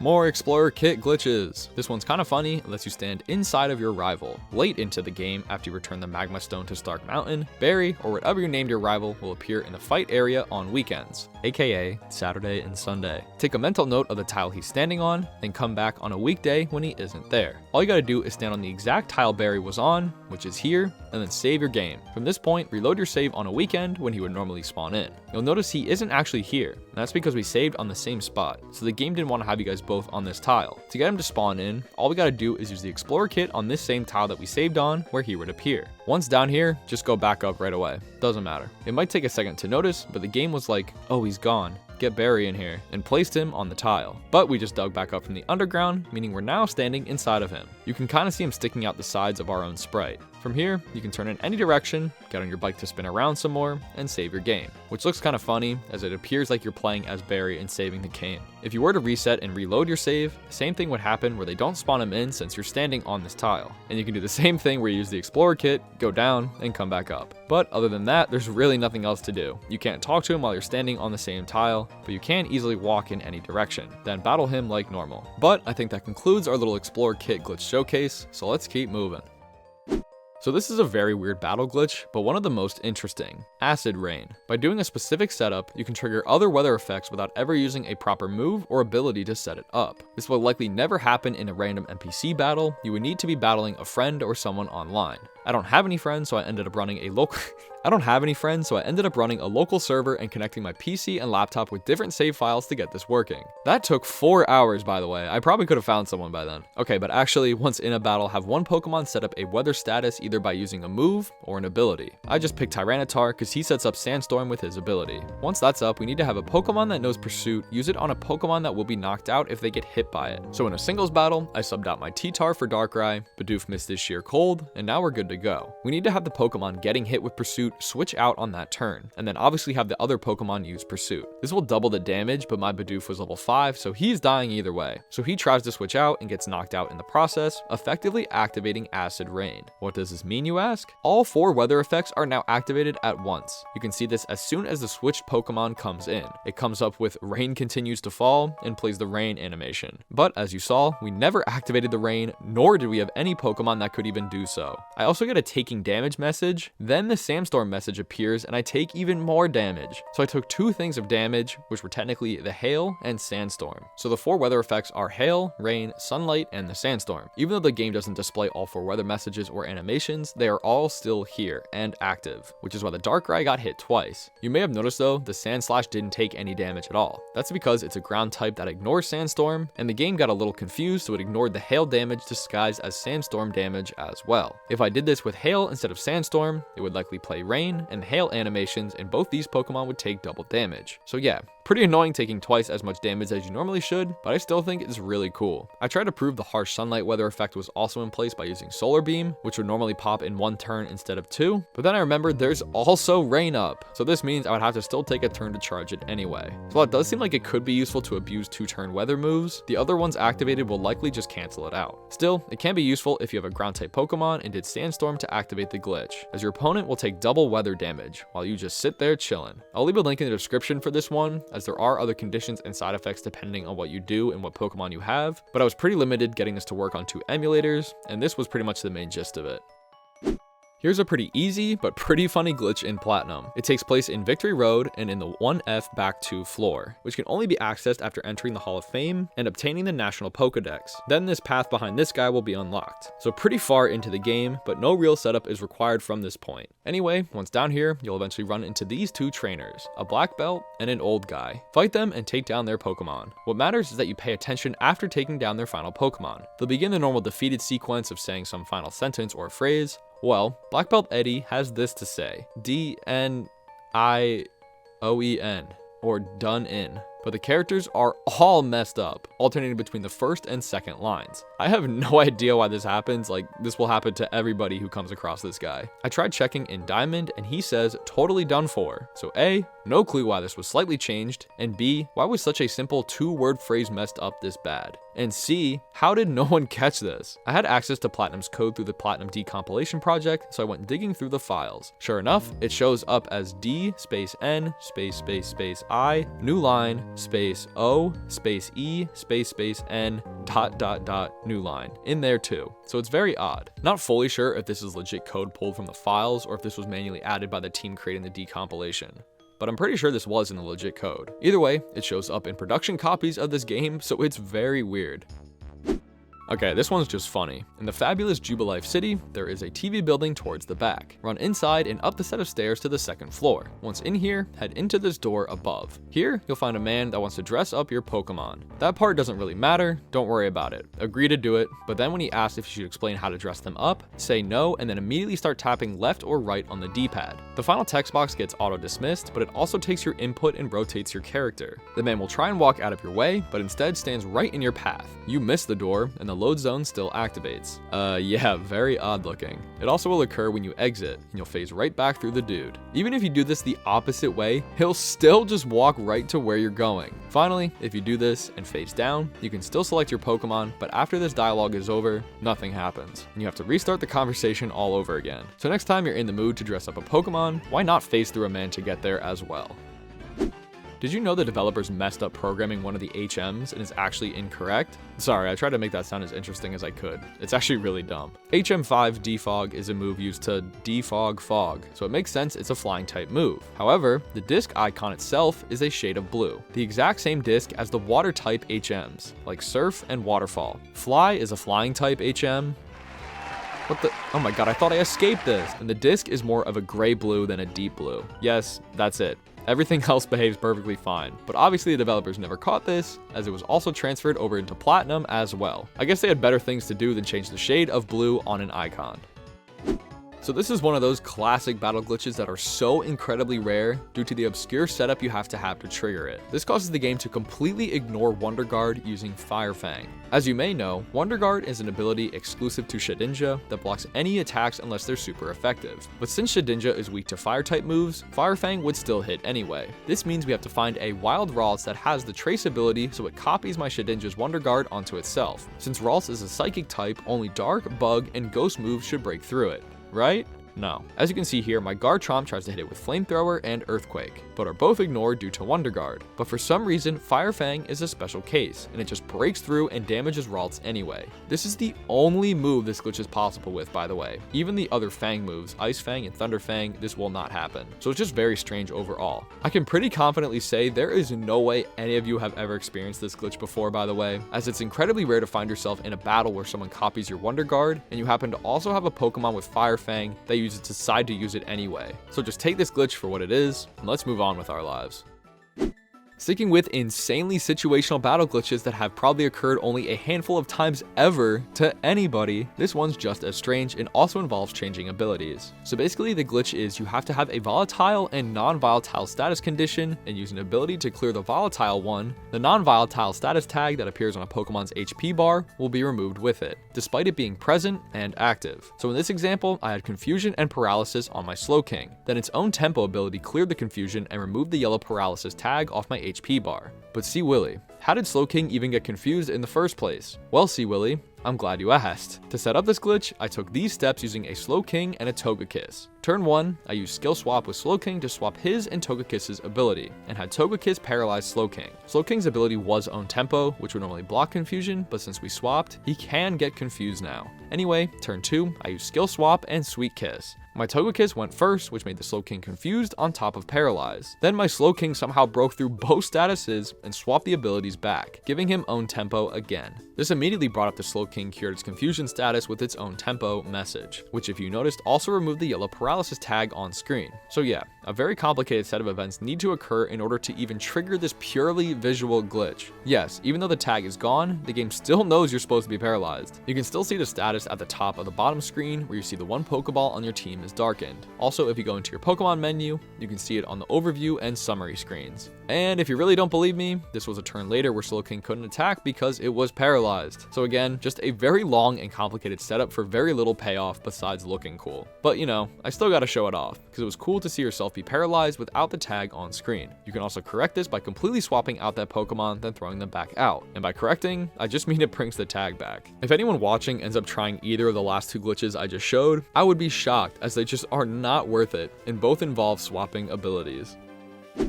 Well, this one's pretty concerning and one I did not know existed. Did you know certain moves have a 50% chance to break through Protect? You know, a staple move in Pokemon that claims it lets users evade all attacks? Yeah, so it's fairly easy to set up. All you need to do is give an attack perfect accuracy through moves like Lock On or Mind Reader, as well as weather moves like Thunder in the Rain and Blizzard in Hail. For my example, I'll be doing Lock On the turn before, which reads, it ensures the next attack does not fail to hit the target. So as you'll see, Togekiss used Protect, and then I tried to use Zap Cannon on it. The first time I tried this, the attack did not go through, and the game behaves like you would expect when using Protect. However, the second time I tried this after using Lock On, you'll see the attack just ignores Protect completely and I deal damage. This should basically never be possible. However, like I mentioned before, using other moves or conditions to guarantee the next attack lands gives it a 1- move accuracy % chance to break through. So in my case with Zap Cannon, it's a 50 accuracy move, so it really thrives when trying this glitch, as it means I have a 50% chance each time if I use Lock On before. This is also likely why this glitch really isn't talked about a whole lot, because most moves in these games, and the ones that you likely use, have 80 to 100% accuracy, making it a lot less likely the glitch will trigger. So finally, those low accuracy moves can thrive.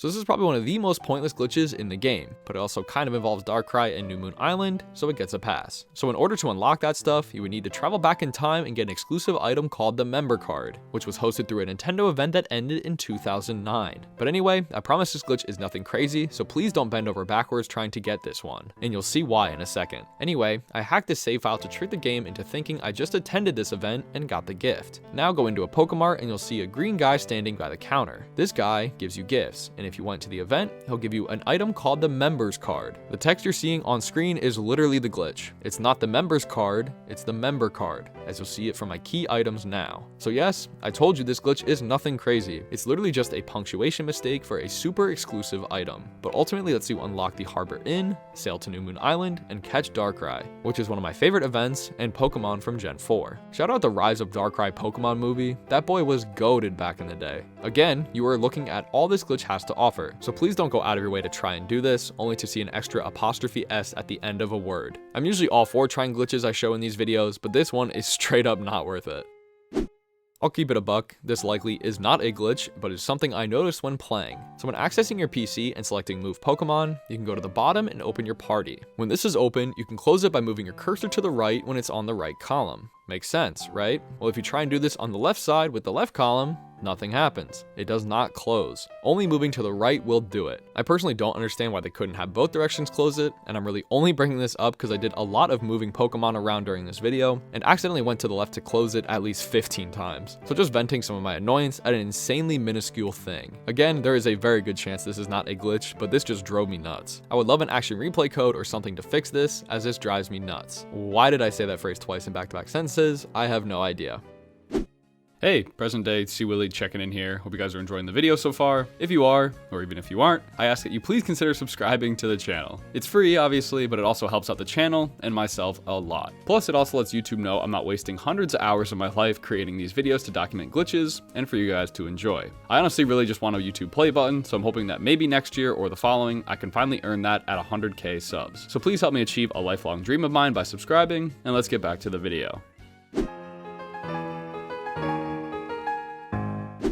Let's kick off the list with a fan favorite. This glitch lets us surf on land for one tile. It takes place inside the dark cave on the Route 45 side, so fly to Blackthorn City and run down and to the left until you reach the entrance. I'd also recommend using Flash unless you're really cool and know your way around. Anyway, head down these two sets of stairs so you can access the pool of water. We need to surf basically to the opposite end, so go down and to the left. Near the far edge, you'll see these two rocks. If you simply... Oh, okay, just steal my thunder. I was trying to do a little build up here, but whatever, yeah, go for it. For some reason, this boulder and tile are treated as water, and you're able to surf right into it. You could also be standing on the ground here and just press A to start surfing, which is pretty cool, but also pretty concerning. It's not often that developers completely mess up a tile like this, especially in the English version of the game. Usually this would always be a Japanese exclusive or something, so finally an English surfing on land glitch. Isn't it awesome? We get one whole entire tile to turn around on. Yeah, there's really nothing you can do here or achieve with this. Still cool how easy it is to pull off though. Maybe the fact that this is in the dark cave and you normally have a tough time seeing, that the developers and testers just miss this somehow? I don't know. But I am out of interesting things to say about this, so let's just move along. Alright, this one's kind of funny, but kind of annoying too. The Pokegear has a radio station called Pokemon Music, and on certain days, it'll play certain tunes. But one neat thing about this is the music will continue playing even if you back out of the menu and start running around.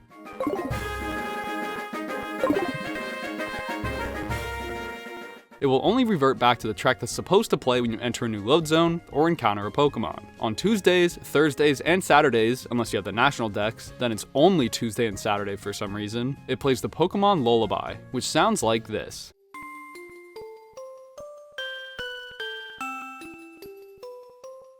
A nice soothing song and claims to put Pokemon to sleep. While it is calming, it also has a special effect where if you have it playing while running around, it will decrease the value of the movement rate of the wild Pokemon encounter formula, by 25 points actually. So on paper, it makes you less likely to encounter Pokemon, as the sounds playing from your radio put them to sleep. However, the default value when walking around in tall grass or caves is a movement rate of 20. So this should mean it drops it to -5, making it even more unlikely or impossible to encounter wild Pokemon, right? No, You could actually not be more wrong. The value can't be negative, so it underflows to the max of 100, meaning the Pokemon Lullaby actually makes it way more likely that you'll encounter Pokemon while it's playing whenever you're in tall grass or a cave, which is where most of the Pokemon encounters happen anyway. I ran a test of this, running around in tall grass with it on and off. I would turn on the Lullaby, walk around, write down the number of steps, then after running away, turn the radio back on, and these were the results. With the Lullaby on, I encountered Pokemon after 5 steps, 6 steps, 5 steps, 4 steps, 12 steps, 4 steps, 4 steps again, and then 7 steps. So an average of around 5 steps with one outlier of 12, which isn't really that much either. Now, with the regular music playing and the movement rate at the default of 20, I ran into Pokemon after 6 steps, 35 steps, 20 steps, 17 steps, 20 steps, and 35 steps again. So that 6 at the start threw me off, but it was the outlier for this experiment, because the average of the rest was around 25 steps, which is crazy and about 5 times less likely than the 5 steps when the Lullaby was playing, which checks out as 100 divided by 20 is 5. So kind of an annoying glitch, but honestly, I found it hilarious that it was meant to decrease encounter rates, but actually jacked them up and basically did the exact opposite, making it the max value possible. Like I said before, this is only for tall grass and caves, so I guess the other ways like surfing and fishing actually do apply the proper effect, as it seems to be a higher default value than 20, so it doesn't underflow to 100. So I don't know how often y'all are running around with the Pokemon music radio station playing, but if you don't want to encounter way more Pokemon, don't have it playing on Tuesdays, Saturdays, and sometimes Thursdays depending on how far you are into the game. This is a cool movement glitch you can do involving waterfalls, and if you watch my glitch video on the other Gen 4 games, Diamond, Pearl, and Platinum, you should already be familiar with this one. HM7 waterfall is used to ascend water that falls. While surfing, you can also scale down them when you hold down in front of one. However, there is a way to go sideways. All you need to do is be holding left or right, and when your character is crossing over a tile, start holding down. This will cause your character to keep facing the direction you are going and start going down the falls, which looks kind of funny. Like I said, the only real thing you need to keep in mind is that you must be in the middle of moving between tiles. If you move left or right to one, stop, and then start pointing down, you will descend normally. But once you get it the first time, you really shouldn't have trouble doing it any time after that. This is possible with any waterfall you come across throughout Johto or Kanto. So the next time you're traveling around and need to go down a waterfall, why not do it in style?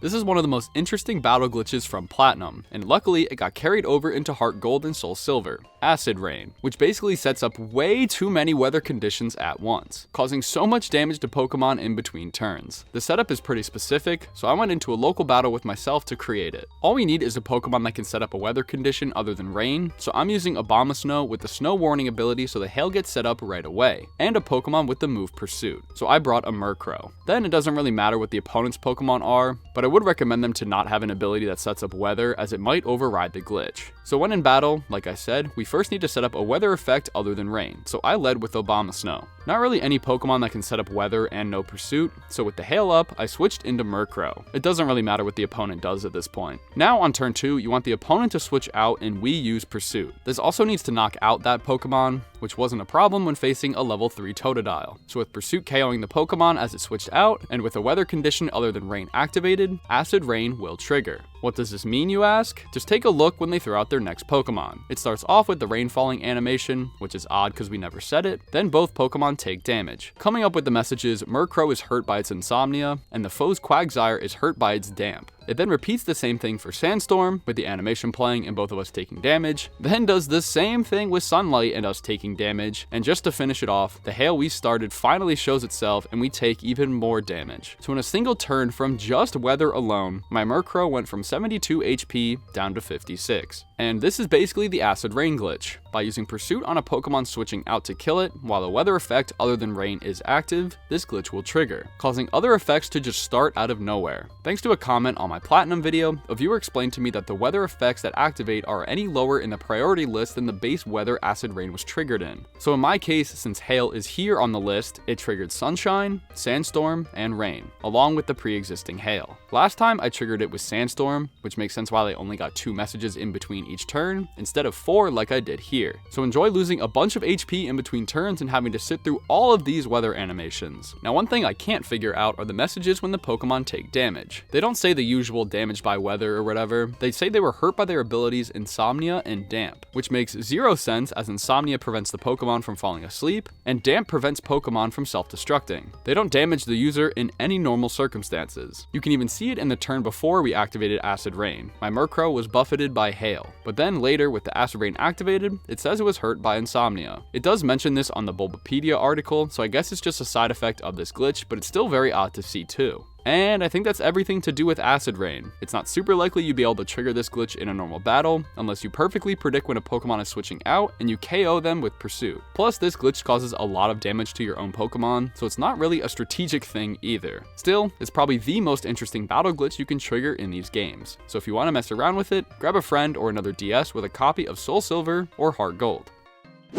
Since I already have a connection set up between two DSs that are totally not emulators, I wanted to show off one more funny glitch that isn't useful at all. You don't really need to be doing a local battle for this one. This can be done in normal gameplay against wild Pokemon or NPCs, however it involves spamming a move over and over again. So I'd rather just have a level 1 Pokemon hit a level 30 that's just spamming Sleep Talk while awake. But anyway, to do this we need a Pokemon with the move Facade or Strength. Or both, depending on what you want to do. Anyway, all we need to do is spam one of those moves over and over again. We'll do Facade first, then look at Strength after. So yeah, just use the move. Pretty cool, right? Nah, but seriously, it might look like nothing is happening, but the Pokemon who uses the move will actually have their sprite shift up 1 pixel every time they use Facade. The first like 10 times it really won't be noticeable, but eventually you'll see the bottom of the sprite come over top of the text box, leaving us floating in the air. I was able to do this about 20 times, and this is how high up I got, going above the little circle we're standing on and practically touching the enemy's HP bar. Then my connection unfortunately broke somehow, but you get the idea. We can get the sprite to rise up 1 pixel every time we use Facade. Also, funny enough, I can confirm that it also rises on your opponent's screen as well. This is what it looked like from the other side. It looks just as funny. Now the reason this happens is likely due to Facade's attack animation. You'll see the sprite warps and stretches before trying to revert back to its original position, but ends up placing us 1 pixel higher than intended. So by repeating it, we can just rise up.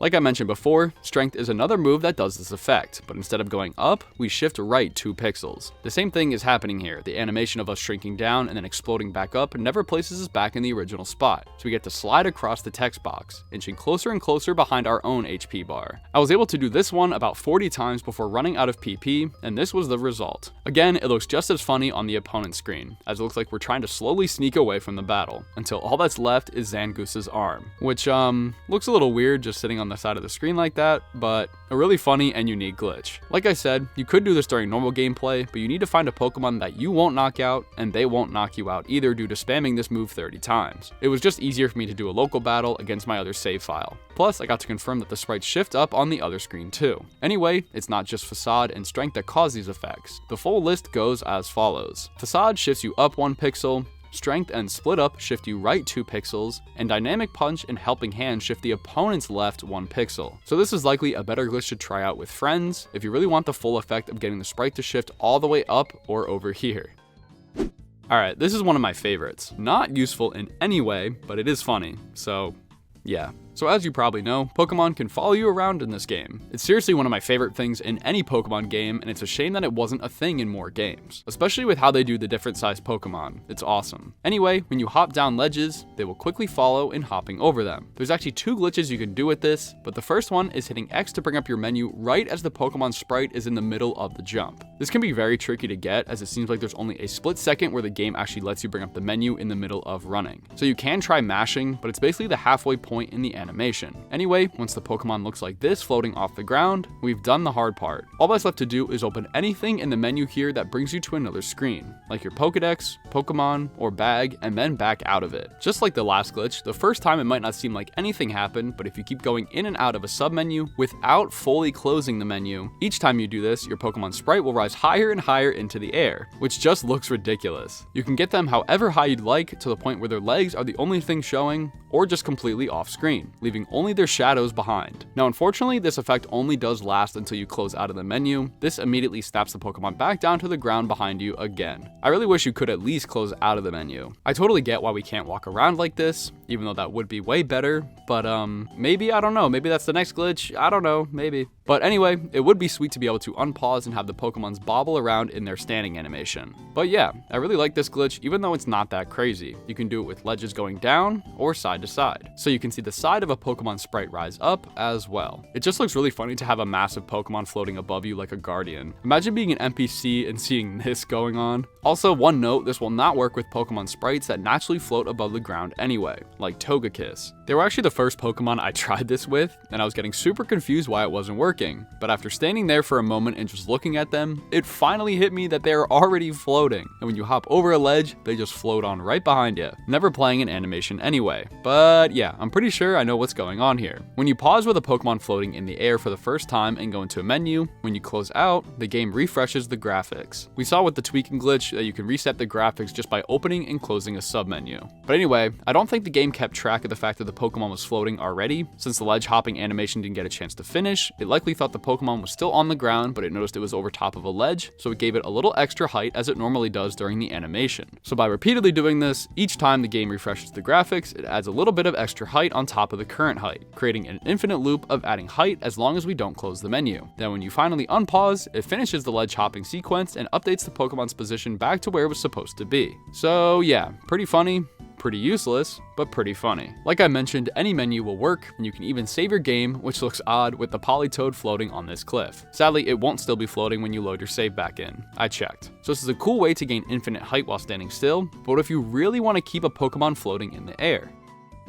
I'm glad you asked, see Willy. We actually can by doing a pretty similar setup to the last glitch. The only difference is we need the Pokemon following you to be poisoned. Anyway, as you know, when you run around with a Pokemon that's poisoned, the screen will jitter every 4th step you take and cause the Pokemon to lose 1 HP each time it does. Then when they reach 1 HP, a message will come up saying that they survived the poison and it faded away. This text box is what we'll be using to trigger the glitch. Instead of opening a menu when the Pokemon is hopping over a ledge, we have to time it perfectly so that the message comes up in the middle of their animation. This can be a little tricky, as you basically have to route out the exact number of steps to take before you hop off the ledge. I'd recommend saving your game when you're near the ledge with your Pokemon having a few HP left, then take a mental note of how many steps you take until the message appears. You ultimately want to be 2 tiles away from the ledge as your screen jitters and your Pokemon is at 2 HP. Then when you take your first 2 steps, your 3rd is hopping off the ledge, then your 4th is when your Pokemon hops on it, and since it's the 4th step, the poison kicks in, brings them down to 1 HP, and the message appears with them floating in the air. What does doing all of this accomplish?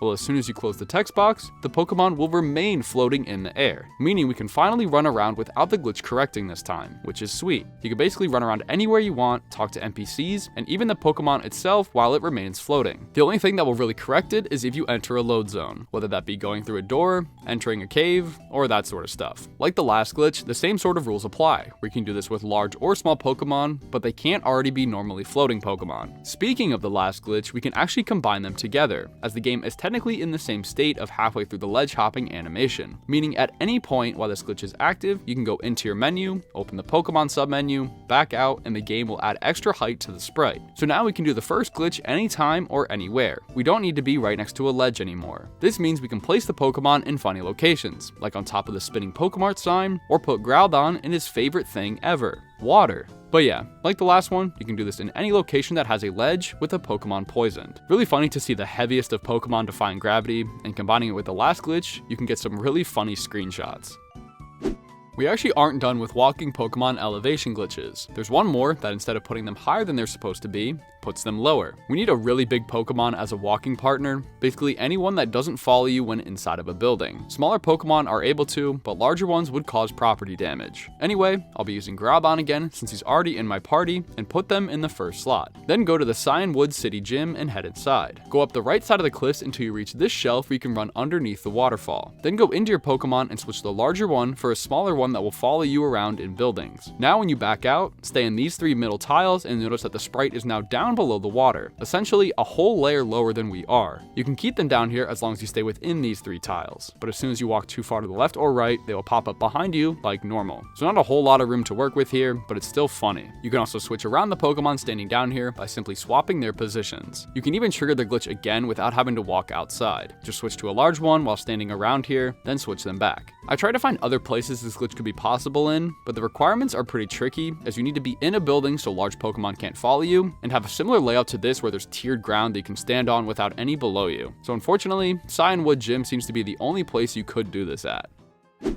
Well, it's time for this staple Generation 4 glitch, tweaking, allowing us to break the game's map, get out of bounds, and discover weird stuff like this. I will preface this by reminding y'all that tweaking was nerfed a good bit in Platinum, and thus these games as well. So while we can technically perform the glitch and see some interesting stuff, it's not as broken as Diamond and Pearl, where you can use it to beat the game, catch Darkrai, Arceus, all that jazz. But that doesn't mean we're completely out of luck, as there are 2 spots I wanted to show off today. Before that though, I wanted to quickly explain what tweaking is and why this glitch happens. I've talked about the Void a few times already on the channel, but for those of you who don't know, all Generation 4 games behave the same way when it comes to loading and displaying the world around you. While the game seems endless, the overworld is broken into 32 by 32 tile chunks, and basically every tile is a step for your character. So anytime you walk 32 steps in a direction, that would be considered a chunk. In the middle of these chunks exist load lines, so when you cross over one, it despawns a chunk behind you and loads one in front of you. This is mainly done to make the game run smoothly. So sorry to break the immersion, but the game isn't actually one big world loaded in at all times. The game only makes the chunks around you visible in order to make the game seem like one big world. The glitch, tweaking, is essentially crossing over these load lines in a specific pattern or certain speeds, which are too fast for the game to handle, causing it to load chunks in the wrong locations, or not at all, which is how the Void came to be. So that's a brief overview of tweaking itself. So how can we do it? Well, these load lines are invisible to the player, making it difficult to know where to even perform this glitch. You can't just go spinning around in circles on a bike to trigger it either. You have to do specific movements and specific locations over top of intersecting horizontal and vertical load lines. In Diamond and Pearl, I found an action replay cheat code that allowed me to zoom the game out and find where these load lines were, but I couldn't find a code like that for these games. But luckily, there are 2 well-known spots that can cause some interesting effects, and even skip part of the game. The first spot I wanted to show off is in New Barktown, where you start the game. How fitting. Normally, to the right of your house is this body of water you can surf on, which takes you down Route 27, then to Tojo Falls, where you need to go inside and around this whole entire cave, using waterfall to reach the other side to continue on to Victory Road. But we'll be skipping all of this. So back in New Barktown, hop on your bike, come down to Lyra or Ethan's house, and stand behind their mailbox facing up. I'll show this first slowed down so you can understand the route, but basically we just need to go up, then as you ride one tile past where the sign is on the left, you need to go left once, then back to the right in line where you started,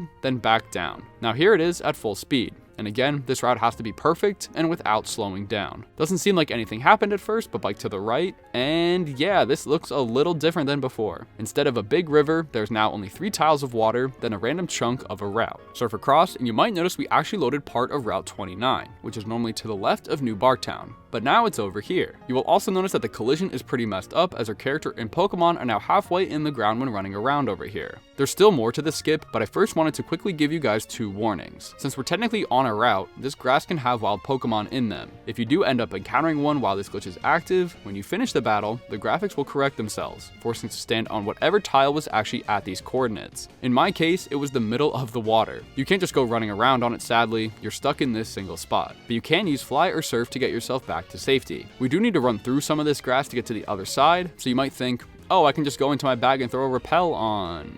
Oh, yeah, so the other warning is something I mentioned before with the floating Pokemon thing. If you go into any menu that brings up another screen, like the Pokedex, Pokemon, or bag, you'll refresh the graphics as well, meaning you can't throw a repel on once you're out of bounds. So, in order to perform this skip, it's highly recommended that you use a max repel before doing the glitch while you're still in New Barktown. That way, after you trigger the glitch, you can surf across and run through the grass without encountering Pokemon and correcting the glitch. So, this does kind of mean you have to successfully perform the tweak within the first few tries, or you'll risk the repel running out in the middle of this. But let's get back on track here, since that was a lot of explaining in the middle of this. So to reiterate, use a repel while behind the mailbox, tweak here by this sign, surf across the little patch of water, and run right. If you were to continue going right, it conveniently connects you to the entrance of Tojo Falls. While this is kind of cool, we're meant to be skipping across to the other side, meaning we have to go back to this grass patch and do another tweak. This one involves biking through the tall grass, so yeah, a repel is basically required. Start here in this patch of ground in the middle, and then one column into the tall grass is where we need to start. Again, I'll go slow at first, then show full speed. You need to go up until the first row of regular ground,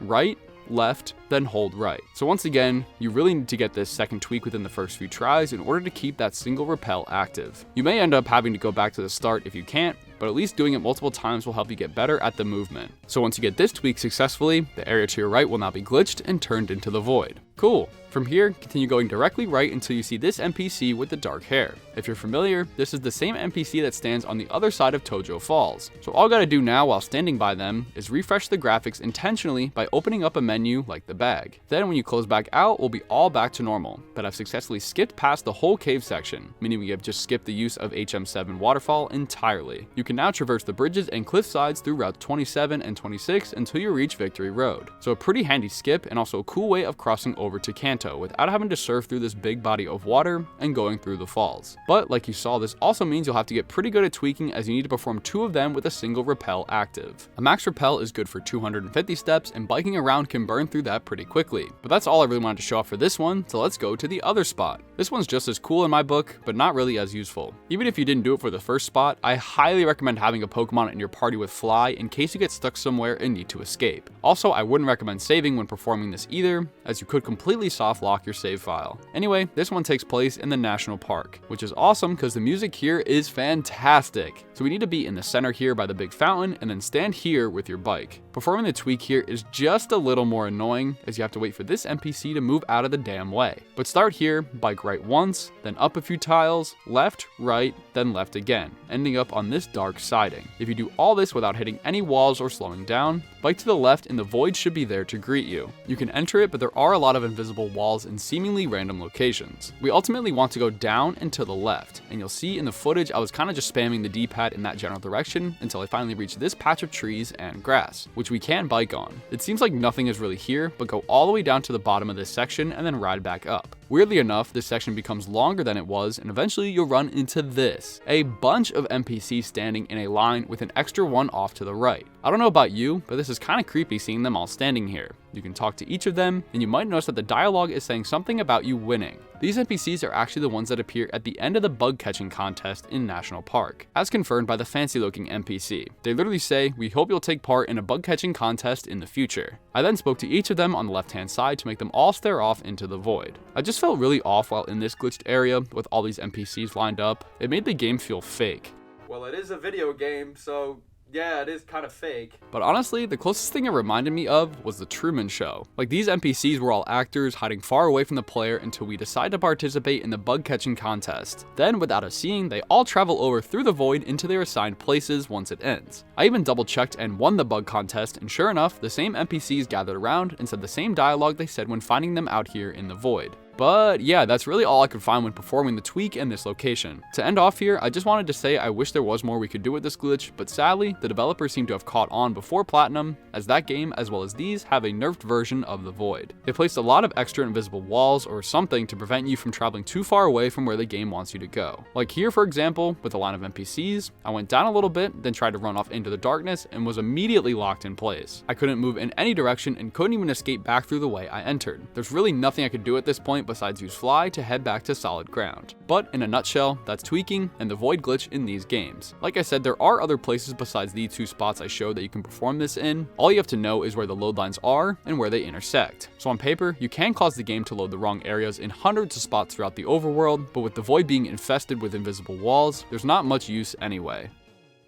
Alright, this is a returning battle glitch from Diamond, Pearl, and Platinum that requires a very complicated and specific setup. I'll be using 2 of my own Pokemon in a random double battle, but obviously this can happen within real battles with NPCs or friends. It's just insanely unlikely. Anyway, for the 2 Pokemon I'm bringing, the first one is a Slowbro and has the ability Own Tempo, as well as Skill Swap. Then my Togetic has Thunder Wave and Sweet Kiss to paralyze and confuse Slowbro. So in the battle, I start off by paralyzing my Slowbro, then skill swapping my Own Tempo over to Togetic. That way I can get confused, as my ability normally blocks it. Then my next turn, I use Sweet Kiss to confuse Slowbro, and after hitting myself 3 times in a row, I finally get the skill swap off, which immediately brings up the message that they cured their confusion with Own Tempo. But you might also notice that this magically removed the yellow paralysis tag off my HP bar. Unfortunately, this is just a visual glitch and it didn't actually clear my paralysis with Own Tempo. We can confirm this by seeing the darkened Pokeball on my team, as well as checking your Pokemon will still show the status condition tag. Also, if you really don't believe me, here's Slowbro getting blocked from from using a move due to paralysis. Anyway, why did this even happen? It's due to having a volatile status condition, aka confusion, as well as a non-volatile status condition, those being the ones that give you tags like poison, sleep, burn, and paralysis. When an ability clears the volatile status condition, like on tempo, it accidentally removes the tag with it, but it doesn't fully remove it as we still get the effects from it. So again, purely a visual bug. It does make total sense why it wasn't caught in any other Gen 4 games, as the situation is so specific and likely hasn't happened to a lot of people to begin with.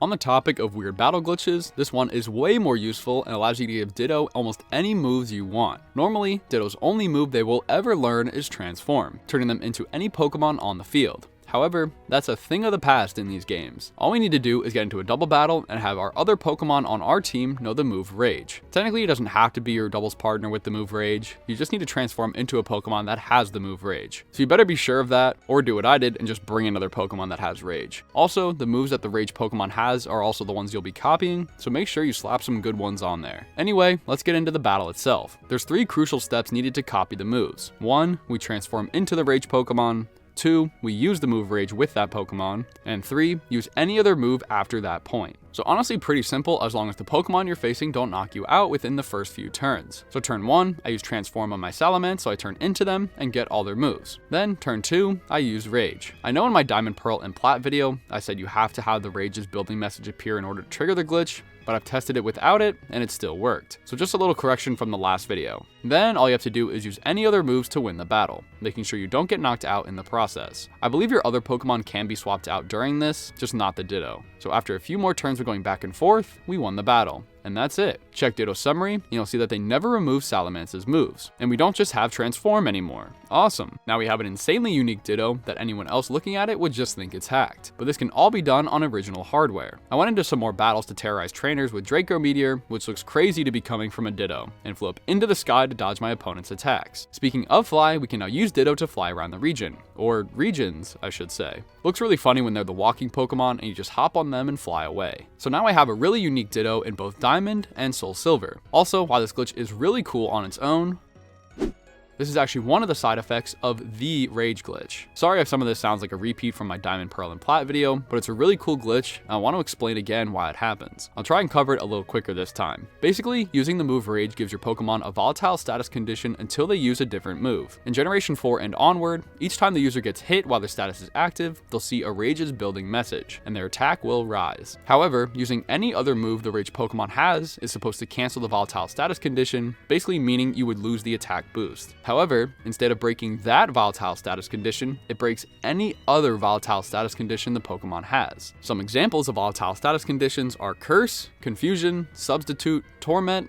and what we just used, Transform. So essentially, the game now forgets you had any other status conditions if you break Rage in the middle of a battle, which is why the Ditto got to keep the moves. So by creating this glitch state, the game never reverts their moves back, and they just assume you had these moves to begin with. Anyway, I think that covers it, but like I said, this applies to any other volatile status condition, so you can break out of Confusion or Curse this way, even if it takes like 2 or 3 turns to set up. But a cool thing you can do if you want to mess around with a battle is create a double substitute, turning your Pokemon into a little green doll for the rest of the battle. We can do this by basically repeating the steps of the Ditto Transform glitch, this time just using Substitute instead of transforming. So start by substituting, then the next turn use Rage, then use Substitute again, as it's technically a different move, which it lets us do as the game doesn't think a Substitute is active anymore. So now finally on turn 4, when we use another move, the Substitute doll shifts back, and another one that's floating a little higher in the air appears to do the attack, which is pretty funny looking. Your Salamence sprite is basically gone for the rest of the battle from this point. It'll stay like this as long as you want. Even when the initial sub breaks and you come back on screen, you'll still appear as a doll. But like I said, there are technically practical uses like breaking out of Confusion, Infatuation, and any other volatile status conditions. But I think visually, this one's more interesting and my favorite. It would be hilarious if the Pokemon sprite was permanently turned into the sub doll, but sadly it doesn't go that far. I went into another battle and everything was back to normal.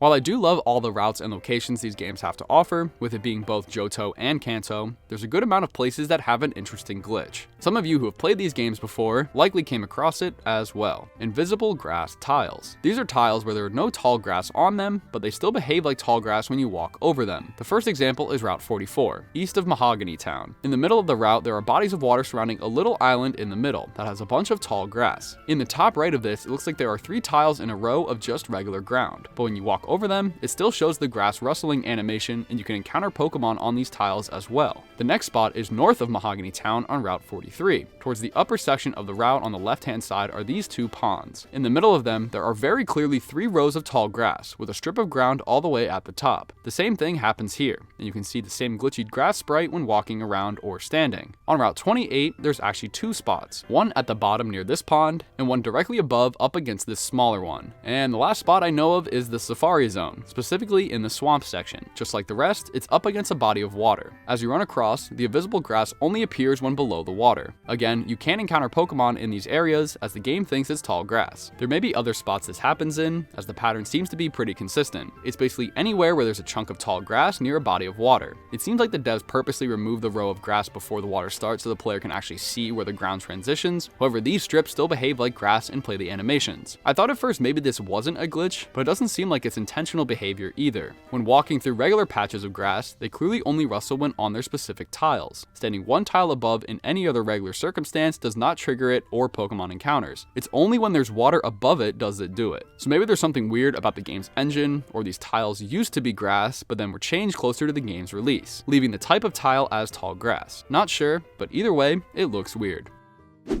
Alright, this is a pretty unique one. Route 34 in Johto, south of Goldenrod City, has a pretty normal layout. However, if you surf all the way down the left side, you'll reach this hidden pathway that features 3 Ace Trainer sisters. As soon as you step down past the trees, the first 2 sisters, Jen and Irene, will challenge you to a double battle. Nothing really crazy here, so take them out and they're 4 total Pokemon. Like with most Pokemon games, they'll say some dialogue only after defeating them. In this case, it's about challenging their final sister, Kate. Actually, final sounds a little morbid, so their third sister. There may be more siblings. But anyway, if you were to take a step down, which is what the game expects you to do, you'll immediately be targeted by Kate. However, instead of doing this, leave this path, surf back up, and simply enter Goldenrod City. Then journey all the way back down to the sisters. You might notice this actually resets their position and they'll be standing spread out again. This allows us to step down and to the left or right, avoiding having to battle the third sister. Even more interesting, if you go and talk to them on either the left or right side of them, she'll say the dialogue she usually says after defeating her, saying, "Sorry we jumped you."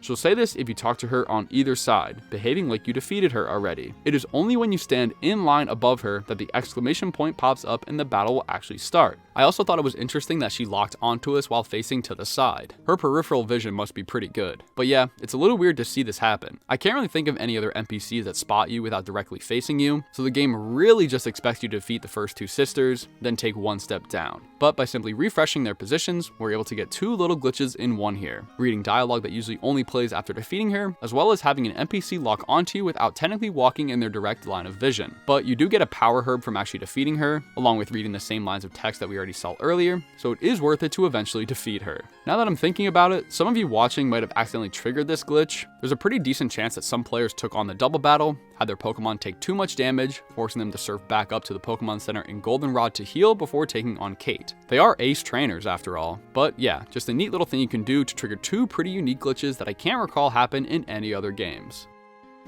Alrighty, this is one of the coolest ones from my other Gen 4 video, and not only is there a glitch involved, but I also show you how to access the Global Trade System, aka the GTS. This was an awesome service when it was around, allowing you to request and trade Pokemon with anyone in the world. Sadly, the official servers were shut down in 2014, but thanks to the awesome community over at Kiru WFC, it's basically fully back and working like it used to be. While this is cool on its own, we'll actually be using the GTS to perform a glitch where you can evolve trade evolution Pokemon without ever actually trading them. But first, we gotta set up our connection to the Classic Network server. Doing this is pretty straightforward. On the title screen, don't select your save file just yet, and instead scroll down to the Nintendo Wi-Fi connection settings. Go into the Wi-Fi connection setup, and I'll be altering connection 1. Pretty much everything can remain the same here, except for the bottom where it says auto obtain DNS. Set this to no, and then enter this as the primary DNS. This is what's listed on the Classic Network, and is basically the unofficial version of the long gone Nintendo servers. Once entered, you can go back out of all these settings and go back to the title screen and select your save. Now all we gotta do is go to the global terminal building in Goldenrod City. I literally have not set foot in here since like 2010, so it's crazy that this works like it used to. Anyway, speak to the lady in the back and enter the GTS. You'll see this cool little blue screen, and if you did the setup correctly with the DNS, that connection bar in the top right will light up green, meaning we're all connected and ready to go. Now that the network setup is good, you could just use this system like back in the day. But for those of you who want to evolve Pokemon normally locked behind trading with someone, let's start the setup for that. So the first step is finding an active trade through the Seek Pokemon menu. You can search for anything you want here, but we ultimately need to complete a trade with any Pokemon. Yes, I know I just said we can evolve Pokemon without trading, but this step is necessary. We aren't actually using the trade evolution Pokemon here, we literally just need to find any trade that you yourself can complete. For me, someone was giving away an Onix and they wanted a Gengar. I knew I had a Gengar sitting on my PC, so this trade was what I was going to complete. However, I needed to back out to set up my trade evolution Pokemon and give them the right item. So ultimately, you need 2 Pokemon for this glitch. The Pokemon you want to evolve by trading, as well as the sacrifice trade, with any Pokemon you can find on the GTS. Anyway, I wanted to evolve Electabuzz to Electivire, which normally can be done by trading with someone while they're holding an Electrolyzer. So I put them and the sacrifice Gengar in my party, then went back into the GTS. The setup is basically done. All we gotta do now is the execution. Start by selecting Deposit Pokemon, and this is where we'll be depositing our trade evolution Pokemon.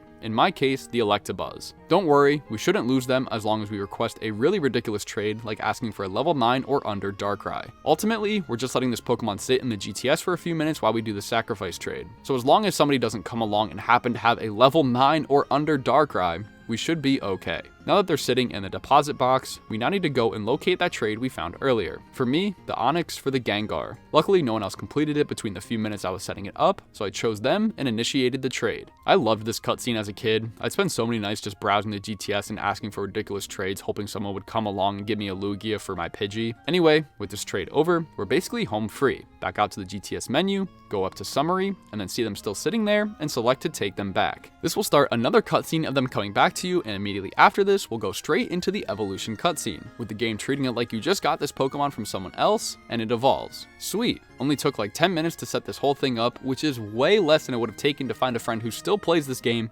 asking them to hang out, booting up their DS with HeartGold or SoulSilver, and trading back and forth with them. So this can be a really helpful way to finish completing the national dex if you're out of other options. You also could technically just use the GTS normally and ask for a trade evolution Pokemon, but A, you gotta pray that person sending them over gave them the item that's needed to evolve, and B, it would likely take a lot longer for waiting for someone to come along and initiate the trade. This takes less time and is usually easier to find a Pokemon that you don't mind getting rid of. So whether you do this glitch or not, it's still really cool to use the GTS over 10 years after Nintendo shut down the service. Alright, this next segment isn't really showing off a glitch, but you guys liked it in my other Gen 4 video, so we're gonna do it again. So before even playing the game, you get this intro cutscene where some cool shots are shown of the characters, villains, and the legendary Pokemon. However, it also features flyovers of some towns and locations throughout the game. While these go a little faster than Sinnoh, that doesn't mean there aren't differences between what is shown here and is actually visible in the game itself. So starting off, the first location shown is New Barktown. There are 3 noticeable differences. First is this blue fence to the right of the Pokemon Lab in-game, but is not in the intro. The 2 NPCs shown here are in slightly different spots. The pink shirt lady is standing pretty close to the lab in the intro, but is down toward the middle of the town in the game. The pink shirt guy was up by your character's house, but is now down by Lyra/Ethan's house. So mostly the same, the NPCs are just moved a little, and the fence is nowhere in the cutscene. Also, technically the windmill up here by the lab isn't casting a shadow like it does in the game. Anyway, the next spot is Goldenrod City. This one is just 2 NPC differences. There's a lady standing near the game corner in the intro that is nowhere to be found during normal gameplay, and as it pans more down, there's a guy with glasses standing near the bottom archway that seems to be replaced by this lady with some big hair standing near the department store. Other than that though, no real visual differences with the city or the buildings themselves. And finally, Akrutic City, one of my favorite locations in these games. There's an old man standing near the barrier station that was moved a little more down in the game. Speaking of the barrier station, the cutscene does not have the sign out front to the right. It pans over to the burned tower, which does have the sign out front in both, which I thought was interesting. But as for the NPCs, there's an old man near their steps in the game that isn't in the cutscene. And also the brown-haired lady went from standing near the tower to a little further back on the grass. And that's really it. Not as crazy as Sinnoh, but a few small changes to the towns and the NPCs themselves. Like last time, I'm not really 100% sure why they differ between the intro and the actual game. My only decent guess is that the flyovers feature an earlier version of the game itself, almost like the beta version, which might also explain why the fence and sign were missing. I think the NPCs were moved to make the location seem a little more lively in the cutscene. They would look a little weird if they just panned over these towns and there was barely anyone shown. But again, could be completely wrong about all of this, but that's what I'm going with. Let me know what you think in the comments, and let's get back to the actual glitches. It wouldn't be a Gen 4 video if I didn't showcase a glitch that can mute the game's music. right? If you remember, Diamond, Pearl, and Platinum had it just by opening and closing your bag on the spring path, then running back to Route 214. Funny enough, you also had to get all 8 badges to unlock this path, and in these games, we have to get all 16 badges in order to get the GB Sounds key item, which triggers this glitch. This is a neat item that converts the music back from the remade track to their original Game Boy counterparts.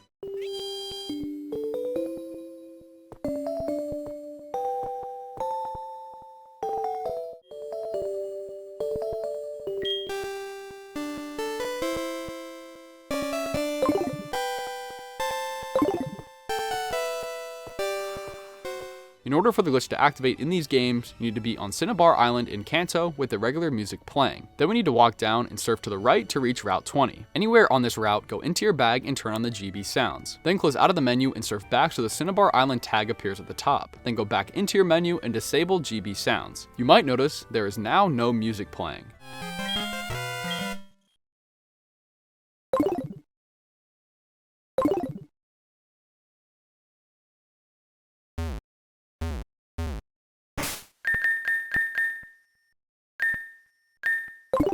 Yeah, so only the sounds of you bumping into walls, annoying phone calls, and text boxes will play. It will remain like this until you encounter a wild Pokemon, get into a trainer battle, or hop back on land. I thought this was incredibly strange, as this is the only location this glitch will activate, to my knowledge anyway. I tried doing this on other water routes, so I tried to start on one route, surf to another, turn on GB Sounds, go back to the previous route, and then turn them off. But the music came back right away. Then I thought, oh, maybe it's because I started surfing technically in a town, Cinnabar Island, then went to a route. So I tried Pallet Town, surfed to Route 21, then came back up, doing the same steps, and the music still came back. So I finally just tried starting on Cinnabar Island again, and sailing up this time to Route 21, instead of to Route 20. But the music still comes back. So to my knowledge, it really is just Cinnabar Island to Route 20 that will trigger this glitch. Very odd, and I really don't understand why it happens here and doesn't occur anywhere else. Also, in some other videos I watched on these games, they claim to only work on the European and Japanese versions of the game. However, I did it perfectly fine on an English North American copy. Even though I was on an emulator, but I have no idea. But if someone with a physical North American copy could confirm or deny this works in the comments, that would be much appreciated.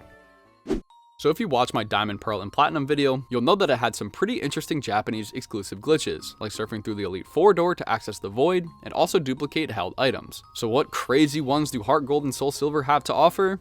Boulder. In Slowpoke Well, found in Azalea Town, you can reach this lower section down a ladder where you'll see a pushable boulder behind you. Surf down and around to the left side of this little spot and use strength to push the boulder. If you keep pushing it to the right, you'll notice that the boulder never stops and you're able to push it right into the water, where it floats somehow. Rocks don't usually do this. You can begin surfing as well to continuously push it freely around here. I believe this is also the only time you get to use strength while surfing, which is kind of cool. But yeah, you can push it anywhere you want in the water, and you can even push it up this set of stairs and leave it in a completely different patch of land. Woohoo. Yeah, to my knowledge, this is the only Japanese exclusive glitch in these games. Funny enough, in the English release of the game, the boulder is just not there. So it seems like the developers knew about this glitch, and instead of coding rules so that it wouldn't go in the water, they just said screw it and took it out completely. To be fair though, this boulder is insanely pointless anyway. Like, all it does is block you from going to the right, to the left on this tiny little patch of land. You can literally just surf like 15 tiles down and around, so seriously, what was the point of this boulder anyway? It's not blocking anything exclusive or anything. I guess it is a good thing that there aren't that many crazy glitches only possible in the Japanese version, so hopefully you guys don't feel too left out that this is the only glitch that most of you guys can't try out.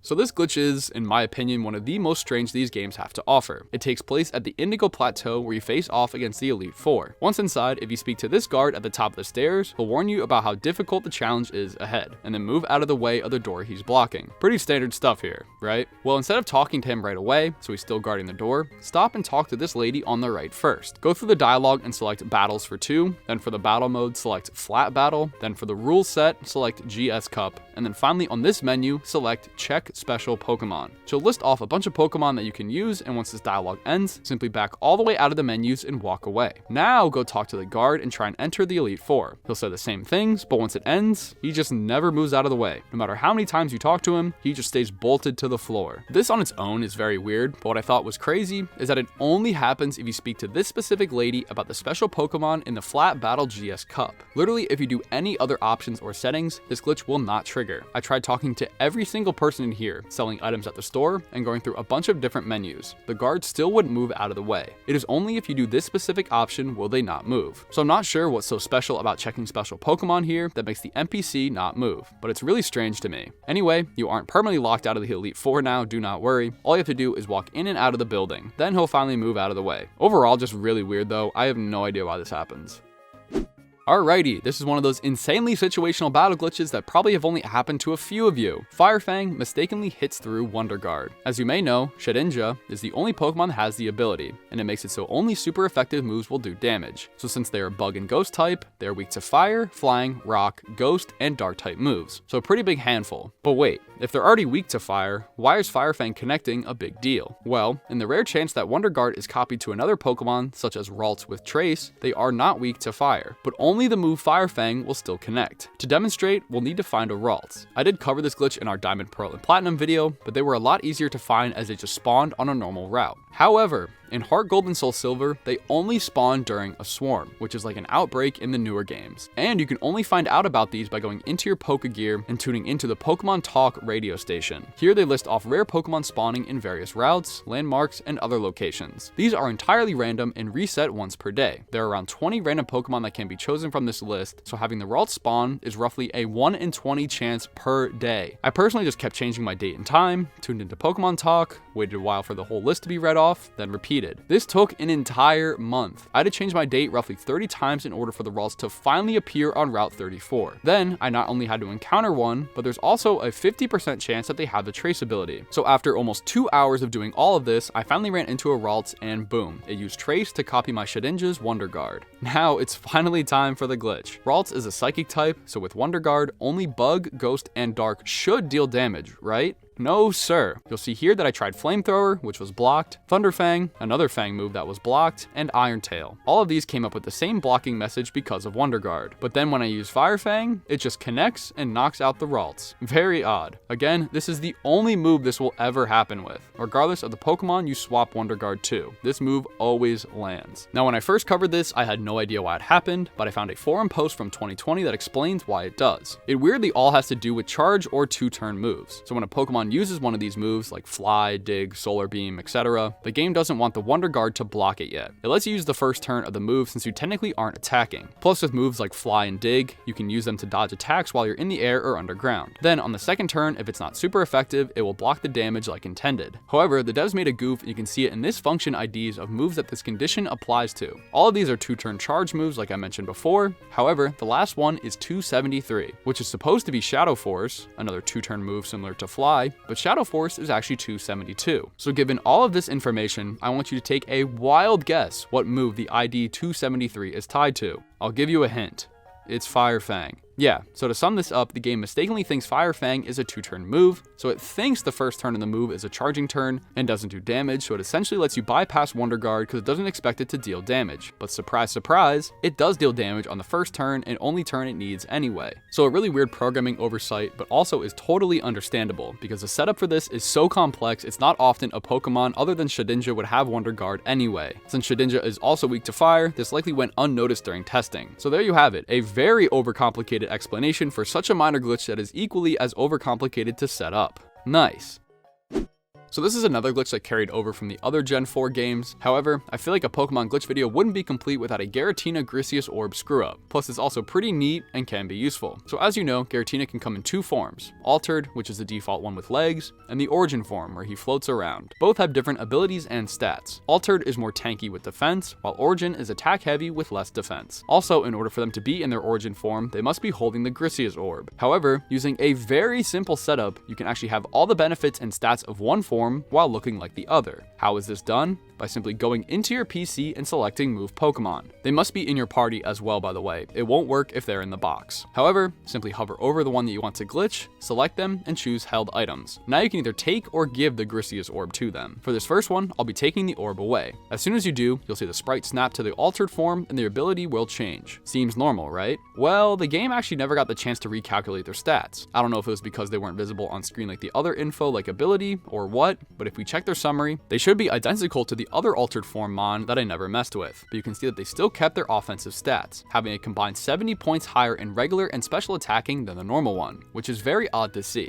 This also works vice versa. You can have the altered form and then give them the Griseus orb in this way while they're in their party, and the same thing will happen in reverse. You will have an origin form Giratina with more defensive heavy stats than you're supposed to, which can be useful as well. Now there are a few cool things you can do with this, getting negative level up stat boosts and tricking opponents. One of the only ways you can correct this glitch is by leveling up, which you'll see brings up the usual UI of showing how much their stats grew. But some of them are negative now.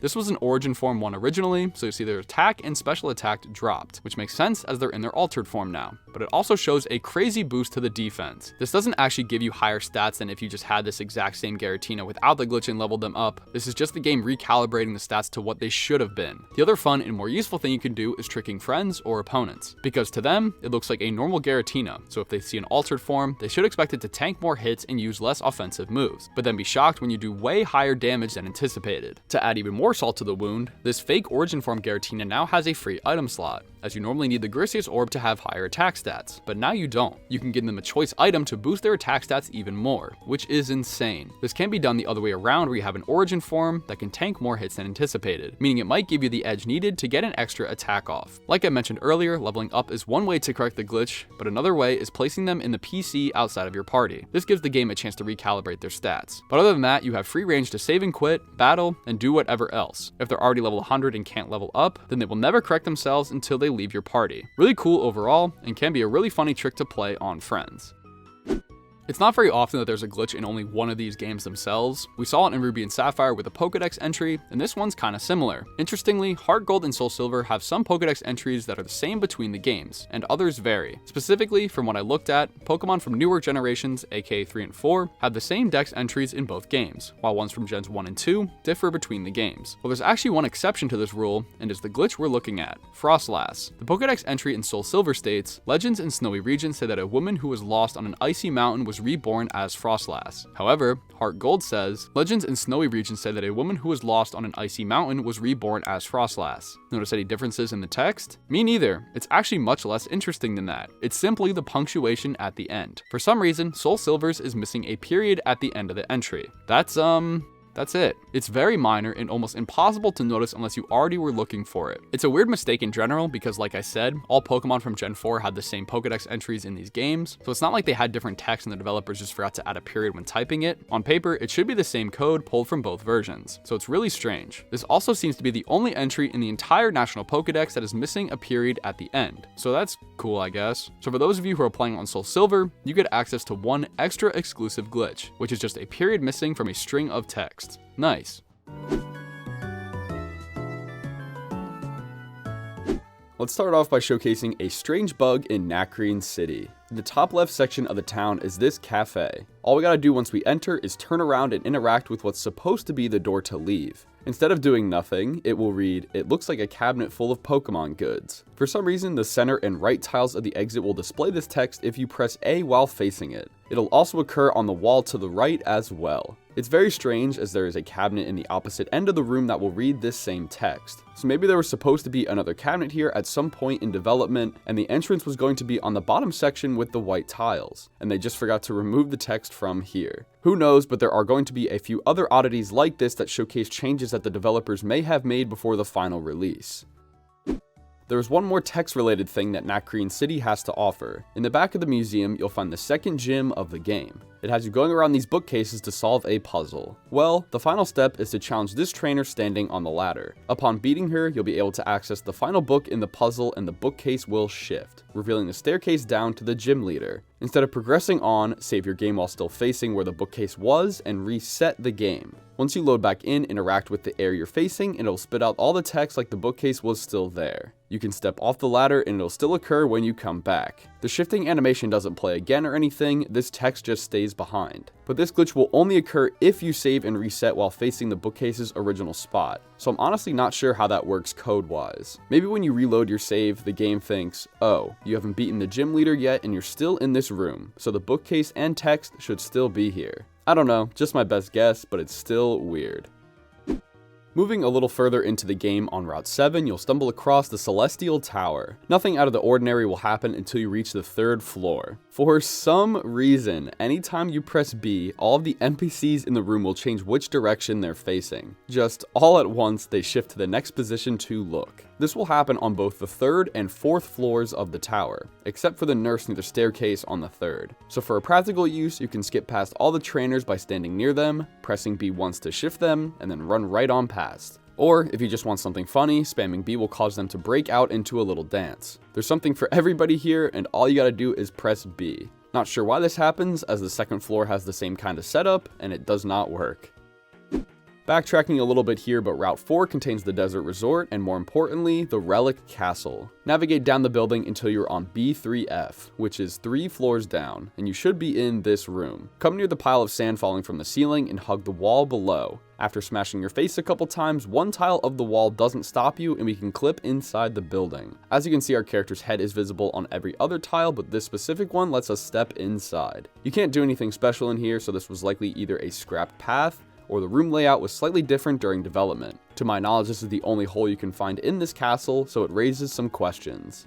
Didn't really know where to put this glitch as it involves the Liberty Garden, so it's going in with the other landmarky areas. To access this area, you'll have to have the Liberty Pass, which, you know, was an online event item only distributed between March 6, 2011 and April 10th, 2011 in North America. This was only a few months after the game's initial release, so classic Nintendo, much like the Darkrai event in Diamond and Pearl, if you didn't get it over 10 years ago, too bad, so sad, you just can't access an entire area of this game. This also means you can't catch Victini, who is found on the island. Why they thought these types of events were a good idea is beyond me. Like, why would you limit an entire Pokemon and section of the game's world to people who, 1, just so happened to connect their DS to Wi-Fi within a month time frame in 2011, and 2, have people actually know about this dang event, as again, this happened in 2011. Kids don't follow Nintendo on Twitter or read the newspaper. How would some of these people even know? Stop complaining. Right. Anyway, this glitch has nothing to do with the area itself, it just has to be visible on your map. When you hover over the location, the green dot will change to red. All that for a red dot? Yes, that's it. None of the other landmark green dots will change colors when you do this, but it's worth pointing out that blue dots, which represent towns and cities that you can fly to, will change red when you hover over them. Meaning this could have been a location you could fly to as well, or it just behaves differently as it's an event-only area. Not sure, but if you were one of the lucky few who actually got the Liberty Pass, you can see this very basic glitch.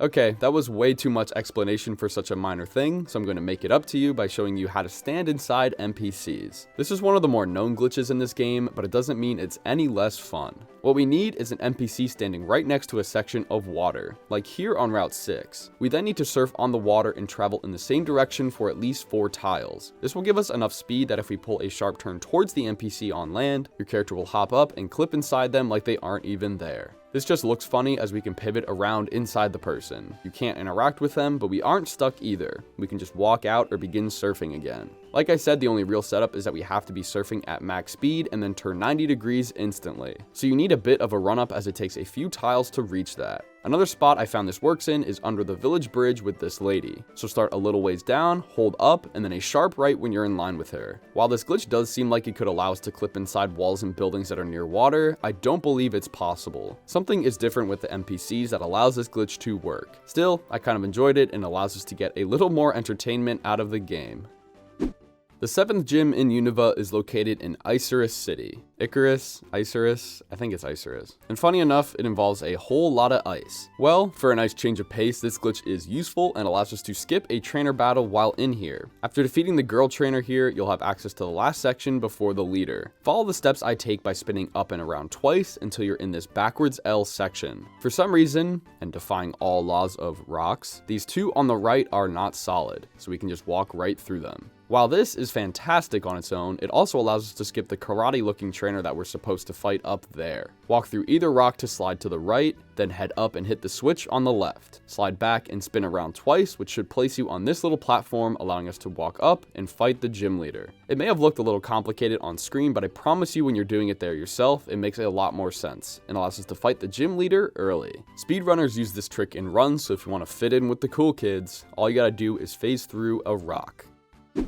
Castelia City is a big metropolis with plenty of skyscrapers and people late for work. Entering one of the alleyways will show dozens of people running up and down the streets. If you try and walk in front of them, they will scurry out of the way to the left or right. However, if we hop on our bike and dart directly from one end to the other horizontally, we can seemingly crash into them. The speed and direction we're traveling causes the NPCs to ignore us and not even attempt to move out of the way. They just accept their fate, as their boss will probably accept a broken leg as an excuse for being late. It's nothing crazy, and I did have times where my bike would come to a stop in the middle of the road, but most of the time you can just clip right through people. Just make sure to travel on a straight line left and right. Going up one city will cause us to end up in Nimbasa. Right as we come out of the route gate, you'll see these little rows of lights sticking out of the ground. There's a weird visual bug we can see with them. Walking over any of the top 5 lights will cause your shadow to clip underneath the light texture, while the bottom one behaves like it should with your shadow over top. It's kinda tough to see with the fence in the way, but you get the idea. Both effects happen here for seemingly different reasons, and I'm not sure why the bottom one is the only odd one out. You can also find these ground lights in the amusement park to the right, just in front of the Ferris wheel. These ones also have the shadow go over top, so I'm gonna guess that the ones in South Nimbasa are the glitched ones. Some of the other ground lights are smushed into the middle of 2 tiles, and walking over them, we can see the shadow as well. So I'm guessing the ones in the city were kind of smushed in there as well and created this glitch effect. The developers crunched a few textures in this game closer together than they should have, such as tall grass, which we'll talk about right now. On the far left side of Route 3, you'll see this trainer and some rows of grass. After a couple seconds of glancing, you may notice that the first 2 columns have 7 tiles of grass smushed into 6 tiles. Just look at the grass off to the right and compare the lineup to those of the first 2 here. It's also noticeable when actually walking through the grass. Your character is practically over top of the texture when normally you're standing in the middle of it. I have no clue why the developers did this, and it may have been a mistake, because there's no real reason to only have these 2 rows misaligned and have an extra thing of grass. Okay, it's time to slow things down a bit with a certain lady in Driftvale City. In the top area, you'll find this building with a bunch of NPCs. The one in question is this elderly lady off to the left. Due to what people believe is missing lines of code, she will talk 1 text speed slower than she's supposed to. So if you had your settings set to fast, she will talk at mid speed. Or as I like to call it, Scarlet and Violet speed. And if we set it to slow, she will talk slow. Here's what a normal slow text speed looks like, just kind of take in how fast the letters are going. And this is what hers looks like. I almost fell asleep waiting for her to finish yapping. Still, she raises a few questions in my mind, like how is this even possible? This exact NPC model is used in other areas throughout the game and does not have this problem. And everyone else in the room behaves like normal. So how is it only her? Let's pick things back up with some battle glitches. This one is basically doing the exact opposite, as we're going too fast for the game to handle. The move Trick Room flips around the turn order of battles by allowing the slowest Pokemon to go first and the quickest last. But what if we're just too fast to even be contained in the room? Basically, to do this, we have to have a very fast Pokemon such as Zebstrika with a lot of speed EVs. When in battle, activate Trick Room, then switch to the fast Pokemon and start spamming Agility to boost our speed even more. Once the speed stat is over a value of 1809, Trick Room is ignored and the fast Pokemon goes first anyway. This could be incredibly annoying in a competitive battle, as it's the game's fault for just ignoring the Pokemon due to his blaring speed. I don't know if any professional matches have been swayed by this glitch, but it sure would suck if it did. Moving on to something a little more cool, having an egg attack for you. Assist is a move learned by a handful of Pokemon, specifically ones that look like cats, such as Liepard. It allows you to use moves from another Pokemon in your party. Before entering a battle, have only the assist Pokemon and an egg in your party. Then when in the battle, use assist. This will pull a move from the unhatched egg and attack with it. In this example, add an Oshawott in the egg, so my Liepard used Air Slash and Brine on the turns I used it. Could be a useful way to check what Pokemon is in the egg, or check if you got the correct egg moves while breeding. You probably noticed that during gym battles, when a leader is on their last Pokemon, the music will change and they'll come out to say something about courage or whatever.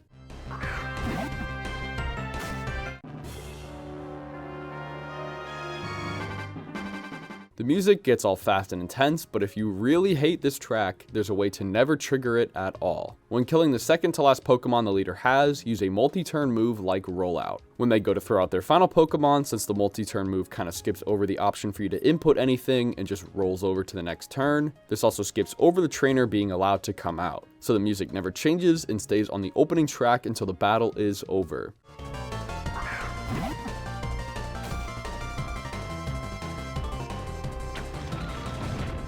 This can be done with any multi-turn move, so if you either really like the beginning track or dislike the intense one, this glitch can be real handy.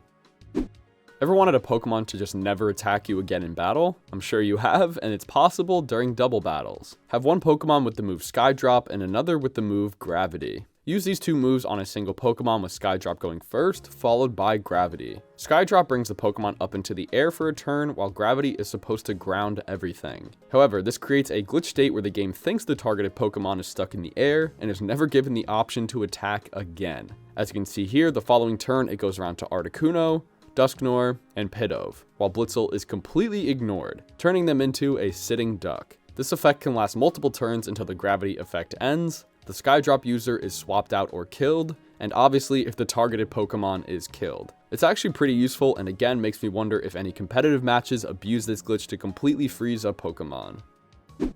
Alright, that's enough battle glitches, let's talk about blatant errors the developers made. Head into your bag and the TM's pocket. Have a look at TM94 Rock Smash. Notice anything different? The disc icon showed is actually a rock type one, even though it's a fighting move. I guess the devs got mixed up and saw, oh, it's got rock in the name, so it must be a rock type move, even though it's a fighting type that involves smashing rocks. Here's what a rock type TM looks like, and this is what a fighting is supposed to be. Slightly more orange. A similar bug can be found in the Japanese version of the game. TM67 Retaliate is a normal type move that you get after defeating the normal type gym. However, if you're a TM disc connoisseur, you'll notice that the disc displayed is a dark type one. Very weird, as this was fixed in other versions, we just get the Rock Smash one. Now, I'm not a Pokemon programmer or anything, but why not just have the game display whatever disc the move type is? Like, if move equals normal type, display normal disc on screen. These two glitches make it seem like they hand-coded every single TM and disc, and they just messed up on these two for some reason. Sticking with Japanese-only glitches, we got two more that were just too good not to show. In Nimbasa City's gym, there are these carts riding around on tracks with trainers inside. Well, the last trainer, Lady Colette, can be found on the orange track. Begin battling her and then lose on purpose. So sorry, you gotta swallow your pride here for a second, but it's worth it, trust me. Black out and travel back to the gym. Upon getting back to the same point, you'll notice, yeah, Colette is just standing on the track. She knew you'd come back, so she wanted to look as intimidating as possible. Activating the switch again will cause the cart to activate and, oh god. It will run over her, and if you aren't standing close enough to battle, it'll drive off. Upon actually initiating the battle, a duplicate version of her will appear in the cart, hop out, and fight you. So that's creepy. I wonder if we keep losing, can we just infinitely duplicate the lady and create a million copies of her? Alright, the final Japanese exclusive is one you probably shouldn't do anyway. Opelousid City Gym contains this neat dragon statue that we can run around on. On the very end of its tail, which can't be interacted with obviously, but if you go into your menu and try and use surf with a Pokemon in your party, it'll allow you to do it. We're now surfing on a 1x1 tile in the air and cannot move. You aren't even allowed to go back on the tile you started from, so we're officially stuck. The only way to get out is resetting your game from a previous save. So whatever you do, do not save here while surfing on this tile. This would legitimately break your game and you'd have to delete your save file to start all over again. And since this is the 8th and final gym leader, I really don't think you want to do that. Just a guess though, maybe you do. I don't know. Switching back to the English version, this one takes place a mere 3 steps next to the glitch we just showed. You can't surf here in the North American version, but the ramp right next to the dragon's tail has missing collision on all sides, allowing us to walk on air. Again, is only one tile, but can be done on both sides of this ramp. The ramp is less steep than the other ones found in the gym, so maybe this was a special case and they just forgot to add walls to the sides. Either way, this one does not get you stuck, so feel free to walk around and even save your game in here. We can always walk out and continue on. Sorry, one more small thing in Opelousid Gym. The podiums at the front of the building have one tile that can't be walked on. For some reason, we just stop a step shorter than we reasonably should. My only guess is that these podiums are placed in the middle of 2 tiles. As you can see me walking around them, they're not exactly on either one, so it causes us to just be blocked. You can still read them like normal, but again, it's odd that only this gym has this problem. Stepping outside the gym for some fresh air, let's do a music-based glitch. Some areas throughout the world will have these NPCs playing instruments. While they do look cool, they can also add music to the already existing background track. You can only hear it while standing pretty close to them, so try and listen for the difference when I run far away from them. It's that near note you hear in the music.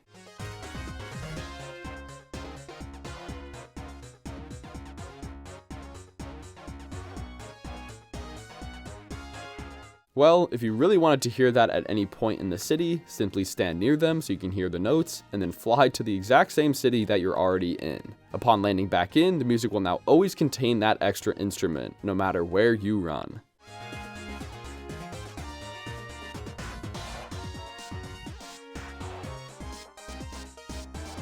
This will last until you either leave the city or enter a building. This can be done in a few other towns such as Nacrene City. Just find a player and fly to the same place you're already at. Another neat music trick can be done when entering caves and underground sections. Places like the Dream Yard, Wellspring Cave, and Chargestone Cave will slow down the current music to create an eerie atmosphere. Have a listen.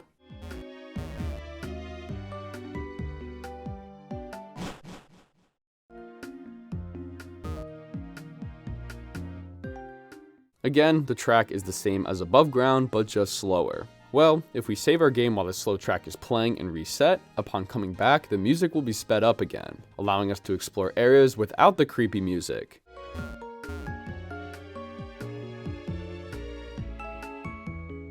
This can be done in any of the areas that slow music down like this, so try it out for yourself. Since I'm already in the Dream Yard, here's one more oddity that takes place just above the staircase we've been hanging out around. I'm not sure why, but this row of tiles to the left of the staircase cannot be walked on. There's just an invisible row of 3 tiles blocking you from moving. My only guess is that's supposed to almost act as a fence so you aren't just standing right over this pit and fall down, but you can stand on the side here, which is basically the same thing, so why even add it in the first place? Just strange, it may not even be a glitch, but I don't like it. Alright, these next 2 glitches involve breaking the PC in Pokemon centers. Enter your box to move Pokemon and locate one that has a Pokemon in it. This part is important as you have to tap on the Pokemon to select it. You can't use the buttons, you just gotta tap it quick. With it selected in this menu up, tap on the box name and select Switch Box. Now simply change to another box and back, and your Pokemon is gone. Nah, not really. If you hover your cursor over it, the Pokemon will still display, and if you select it, this happens. Not sure why, but this sequence turns the Pokemon invisible, and selecting it will bring up this red blob. The red blob actually makes sense though, as it's just the outline that goes around the Pokemon when you select it. But since there's no sprite in front of it, it's the only thing we see. You can move them around, but the effect will correct itself pretty quickly. The second is kind of a similar setup and involves making an icon disappear instead of a Pokemon. While in a box, bring up the Switch Box menu and then click on the box name. This time click on name, and it doesn't really matter if you change it or not, but after closing out of it, the little red X at the bottom right corner of the screen will be gone. It's still technically there, as just pressing the space where the icon was will still close out of the box. The reason this happens is when you pull up the Switch Box menu, the icon disappears from the screen like it's supposed to. But by going into the naming menu, the game never gets a chance to put the icon back, so this is the result. Still behaves like normal, and some of y'all might have done this glitch yourselves without even realizing it, as it's pretty tough to see. This glitch can be done with any NPC in the game that walks around in a loop or pattern. I'm using this orange guy on Route 13 that's going in a circle. If you stand one step ahead of them on a corner, they will stop in place, their animation will slow down, and they will not turn. Now it just looks like they're planning on and should be walking forward, but never do. So they're just stuck in this animation until we decide to move out of the way. I know it's not anything crazy, but it does look weird to see them walk in place. And that's where this guy is going to be stuck for the rest of his life, because we're ending the video here. Sorry, bud.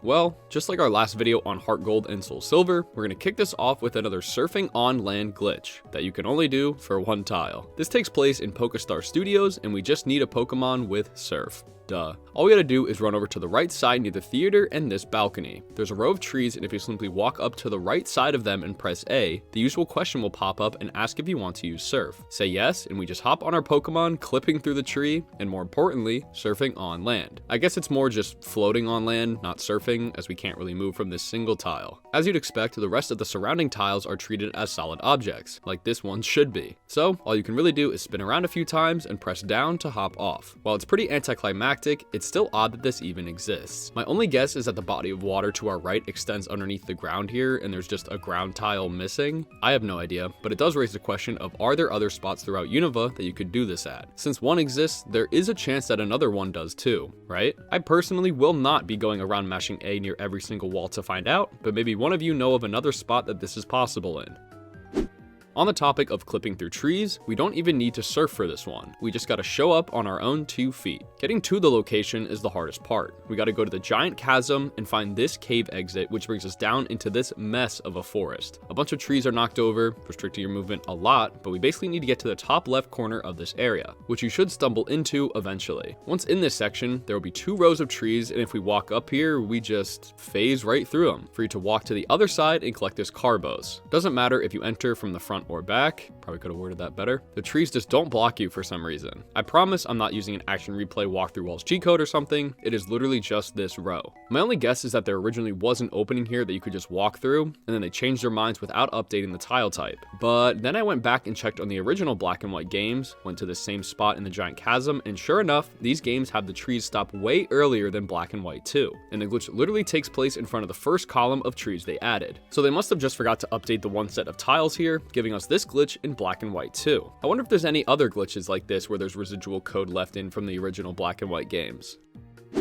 This is another glitch involving residual code left in from the original black and white games. All we gotta do is run to the village bridge, east of Opelucid City. We need to be on the right side of the bridge and head down towards the tennis court. If we walk around pressing A in the upper right portion of the court, we will randomly be stopped on this tile, bringing up the text box saying, Village Bridge Restaurant. Village sandwiches are our specialty, which is very odd as there's no sign here or a restaurant. It's just a tennis court. Some of you may already know where this actually is. In the original black and white, if we go to the same location, there actually is a restaurant here, along with a sign that reads the same message, which is pretty neat as the devs did remove the sign, but forgot to remove the message shown if you interact with the tile. Why the restaurant was replaced by a tennis court, I have no idea. But anyway, that's 2 spots now where there's leftover code from creating the sequels, meaning there could be other things in these games to find, but these are the only 2 I know of.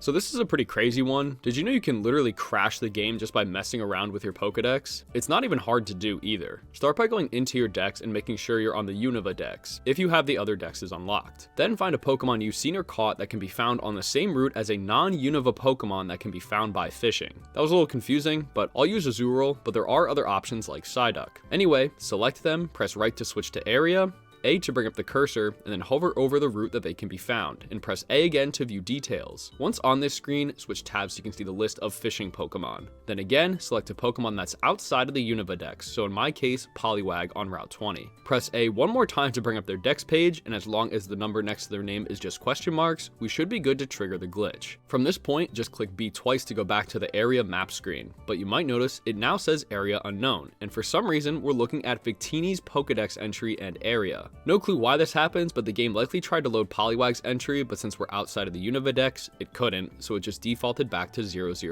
the top entry of Victini. So that's weird, but alright. However, that's only if you've seen Victini and had the Dex page already, which, if you didn't know, is only possible if you have the Liberty Pass, an item given away in 2011 that Nintendo— We are not doing this whole 5-minute rant thing again, dog. Right, sorry. But seriously, if you don't have Victini in your Dex at all and are on this area screen, press left to switch tabs, which will cause the game to crash, bringing up this weird screen that just says, an error occurred, please turn off the power, with the music still playing normally in the background, which is a pretty crazy message to see in general. If you were on this screen and press right to bring up its cries, the game will legitimately freeze along with the music and no error message is displayed.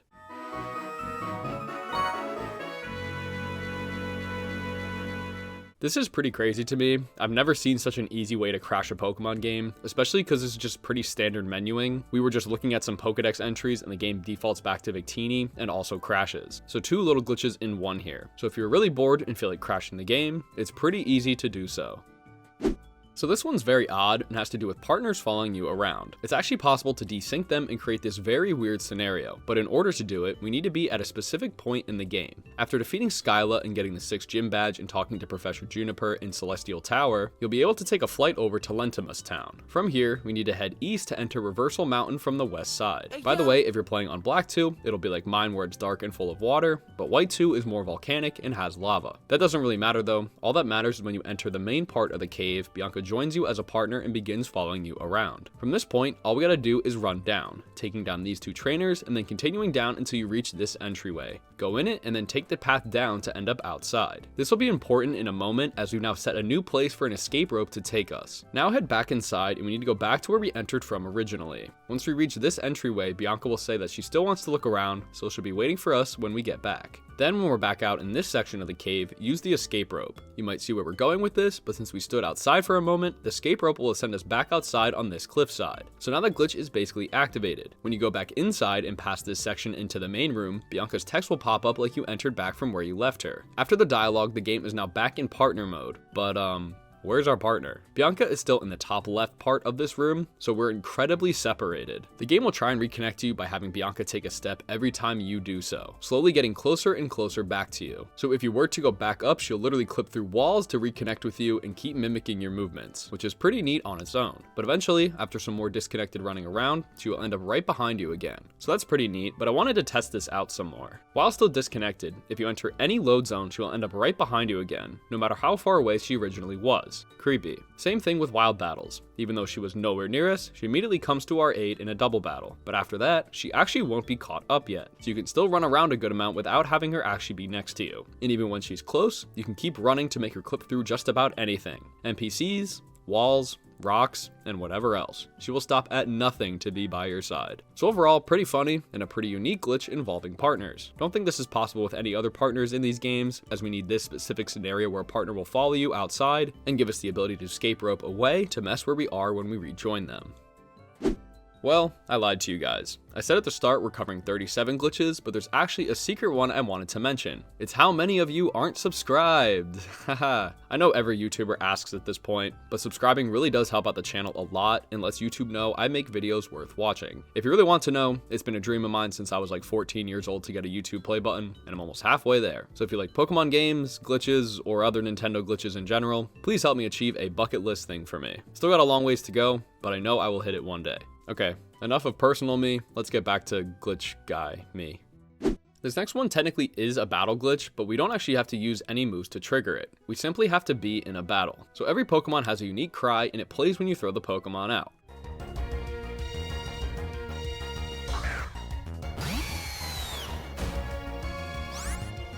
Pretty normal, right? Well, this game does something cool, or at least tries to, when Pokemon are on low HP. So whether you're just starting a battle or switching into a Pokemon and your Pokemon is in the yellow for health, their cry will be a lower pitch and I think a little slowed down. Have a listen.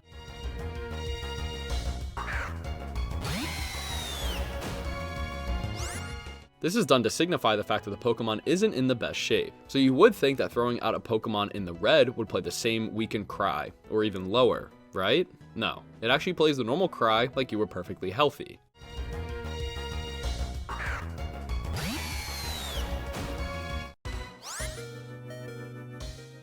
Maybe the fact that the intense music kicks in, that they forgot to add in the distorted cry, I have no idea, but it definitely isn't intentional. I'll play them one more time in a row so you can hear the difference a little better. It's nothing crazy, but you can definitely hear it if you listen for it.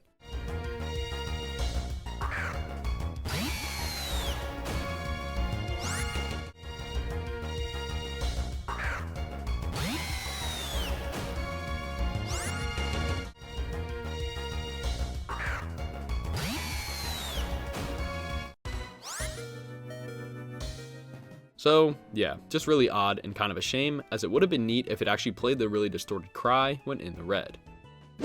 On the topic of battle glitches that don't need moves to trigger, and are kind of a shame that they exist, this one is way more impactful than just audio not playing. This one can put your Pokemon at risk, and there's no way to control it. So Shed Shell is an item Pokemon can hold that claims it enables the holder to switch with a waiting Pokemon in battle, which basically means it allows you to switch out your Pokemon in battle regardless of abilities or moves that would normally trap that Pokemon, like Mean Look for example. However, something in the code makes this item a huge risk to hold. It seriously blew my mind the first time I tried it. So literally all you have to do to see this glitch is go into a battle with your first Pokemon holding a Shed Shell. That's it. Congrats. There is now like a 75% chance that you trigger the glitch. If you go into your Pokemon and swap to another one, which should trigger Shed Shell, it comes up with the message that your Pokemon can't be switched out. Doesn't say why or how, you just can't. Womp womp. So now you're just stuck in a battle with your first Pokemon, even though it's literally holding an item that's supposed to let you switch into any other Pokemon in any other situation. Literally, even if there's no moves or abilities being used to block you, there is still a very good chance that this glitch just triggers anyway. You'll see here I'm on Route 19, which is basically Route 1 of these games, and have level 2 wild Pokemon. Even with level 80 Pokemon, if they're holding a Shed Shell, you are just trapped sometimes. For me, during testing, I went into roughly 15 battles, and 12 of those times I got the message when trying to switch. glitch. It would rarely work and for no reason. There seems to be no rhyme or reason to this either. The game will just trigger it or it won't. There was even one time where it happened 5 times in a row with my Bidoof, forcing me to battle the Pokemon or run away. Again, this is crazy that this is even a thing, and more interesting that there's no set way to trigger or prevent it. Maybe it does behave like normal if your Pokemon did have a trapping move or ability. I really have no idea. But the fact that a level 2 wild Pokemon is blocking me is absurd. Another weird fact about this is that this doesn't happen during linked battles, so I have no way of confirming if using Mean Look would actually correct the glitch and lets you switch out. Another finding from testing is that this only happens with Pokemon you lead with. If you switch into a Pokemon holding Shed Shell, it would work every time like it should. So I mainly wanted to cover this glitch as a warning to you people watching, especially for those of you doing Nuzlocks of these games. Usually you'd have your lead Pokemon as the one who sets up weather conditions or traps, then could use Shed Shell to guarantee you get out of there safely. But nope, an item that is specifically designed to help you escape does the opposite and most of the time prevents you from leaving. So if you're doing a Nuzlocke or some sort of challenge, never give your lead Pokemon a Shed Shell, because like 80% of the time, you'll be forced to fight with that Pokemon. This is seriously insane though. I have never seen an item this glitched before, and with no way of knowing how to prevent it. Alright, I'm looking to set a Seaweely HD record for the second shortest glitch I've covered next to Bouncy Grass in Legends Arceus. When encountering a wild Sandile, their animation will cause their mouth to clip through the floor for the first time when they're being revealed. It can also happen sometimes when you or they use a move and the camera shifts. Looks funny, but doesn't do anything. Next. This was a glitch I covered in the original Black and White games, and it's still a thing you can do in battles, completely disabling a Pokemon. As crazy as it sounds, you can prevent just about any Pokemon from attacking for the rest of battle, and we only need 2 moves to do it: Skydrop and Gravity. Skydrop is a 2-turn move where you drag a Pokemon into the sky with you and drop them down on the next turn. So think of it like the move Fly, but more grabby. Then Gravity is a field altering move where everyone is shoved down to the ground, preventing moves involving flying. You might see where we're going with this, but we need a double or triple battle as we need to use Gravity in the same turn as Skydrop. So I found some trainers that are totally willing to get their Pokemon disabled and began the battle. So you can technically do this at any point during it, but again, we need to use Skydrop and Gravity on the same turn, and have Skydrop go before it. So I just did it on turn 1. I chose to bring the Scraggy on the right into the air, and then have Porygon 2 use Gravity. This essentially drops both Pokemon back down to the ground, brings up the message that they couldn't stay airborne, and no damage is done to either of us. However, while no one lost health, there's technically damage done to the Scraggy as it can no longer move. For some reason, the game only restored my Rayquaza state back to normal, but never Scraggy's. So while its sprite is visible again and back on the ground to the game, it still thinks it's permanently now stuck in the sky, waiting for the Rayquaza to slam him back down, but they never do. No messages are displayed or anything. They literally just never use a move again for this battle. You'll see even after knocking out the other normal Scraggy, every other turn is just my 2 Pokemon going, and then it just skips over him, meaning there is nothing this guy can do to win the battle now. The only 2 ways the trainer could correct this is by switching them out or letting them die. But this trainer only has 1 Pokemon, so it's just checkmate. Even when the Gravity wears off, it won't be corrected. So technically, I could have waited for the first wave of Gravity to wear off after 5 turns, then Skydrop Gravity the other Scraggy to completely break this battle where neither Pokemon could move. Pretty terrifying. Now luckily the devs became aware of this glitch pretty quickly, and Skydrop was banned in Wi-Fi random matches and official tournaments starting November 10th, 2010, just 2 months after Black and White 1's original release. So why didn't they fix this prior to releasing Black 2 and White 2? I have no idea. Maybe it would have been too complicated to rework the battle engine. But I do think it's interesting that the move Skydrop was just completely banned in competitive play altogether, not just using the combination of it and Gravity. It's a base 60 physical attacking flying move that some Pokemon could have really benefited from. Sure, Aerial Ace has basically the same stats, but it doesn't let a Pokemon dodge attacks while they're in the air on turn 1, so I guess Fly is the closest equivalent. Really strange overall, but the game can't ban it during normal playthroughs, so it is still helpful to know and use whenever you're in a pinch. So this one's gonna be a doozy. Game Freak was nice enough to just hand me a glitch for free by baking it into the game, but you still have to jump through some hoops in order to even see it. Challenge mode. On paper, it's a really cool and unique feature that Pokemon fans have always asked for. The same trainers from the normal game will have higher level Pokemon, better movesets, improved decision making for using those moves, held items, and even some extra Pokemon. This sounds pretty awesome, right? Seems like the perfect way for experienced players to replay through these already great games. Well, as some of you may know, Game Freak completely dropped the ball on the execution of this mode. Like, really badly. I say this for two reasons. One, because when I tell you the normal intended way to unlock it, you'll think I'm joking. And two, the glitch itself, which is the fact that the code for this mode is just broken. Allow me to start by explaining how to unlock and play challenge mode. You will need 2 DSs and 2 copies of these games, with one of them having to be black 2. They can both be black 2, or one can be black 2 and the other white 2. This alone should raise some red flags. Don't worry, it gets worse. You have to beat the game, aka defeating the Elite Four and the Champion Iris, on black 2 to be given the challenge mode key. But oh, we're not done yet. You can't just start a new save on this copy with challenge mode enabled. No. You have to take your other copy of the game on the other DS, delete any save data off of it, and transfer the challenge mode key through the Unova link on the main menu. Then, finally, once you get the key on this second copy with no save data, only then can you play through the full game with challenge mode enabled. Is this not completely insane? Why on earth you need 2 DSs and 2 copies of the game to do this? I know I've complained about Game Freak's decision-making process for other games, but this one has to be the worst one. And you want to know what you get for doing all of these overly complicated steps? A glitched, barely working version of the mode. While the Pokemon's levels are higher visually, they are secretly still the same exact Pokemon as the normal mode. I'm not kidding. Due to the broken code, the Pokemon stats are still the same as the normal lower level version. I will say that again, the Pokemon stats are still the same, so a level 45 Pokemon in the normal game will still have the same exact HP, attack, defense, and speed as the same level 50 in challenge mode. It literally does not matter if the Pokemon is given higher IVs in challenge mode, the final stats are still what they used to be in normal mode with the lower IVs. Want proof? Take a look at me using Seismic Toss during the Champion Iris battle. In normal mode, they have a level 57 Hydreigon. Seismic Toss does damage equivalent to the user's level, so in my case, my level 100 throw should do 100 damage flat. On paper, the Pokemon's HP should end up in different spots, since they are different levels with different total HPs. But they don't. It loses the same exact amount of HP. It just gets into the yellow on Classic mode, and the same thing happens during Challenge mode with them being level 61. This seriously blows my mind how they messed it up this bad. Not only do you have to have 2 DSs and 2 copies of the game, beat Black 2 to unlock this mode, and then transfer the key, you are still rewarded with a broken version of this mode.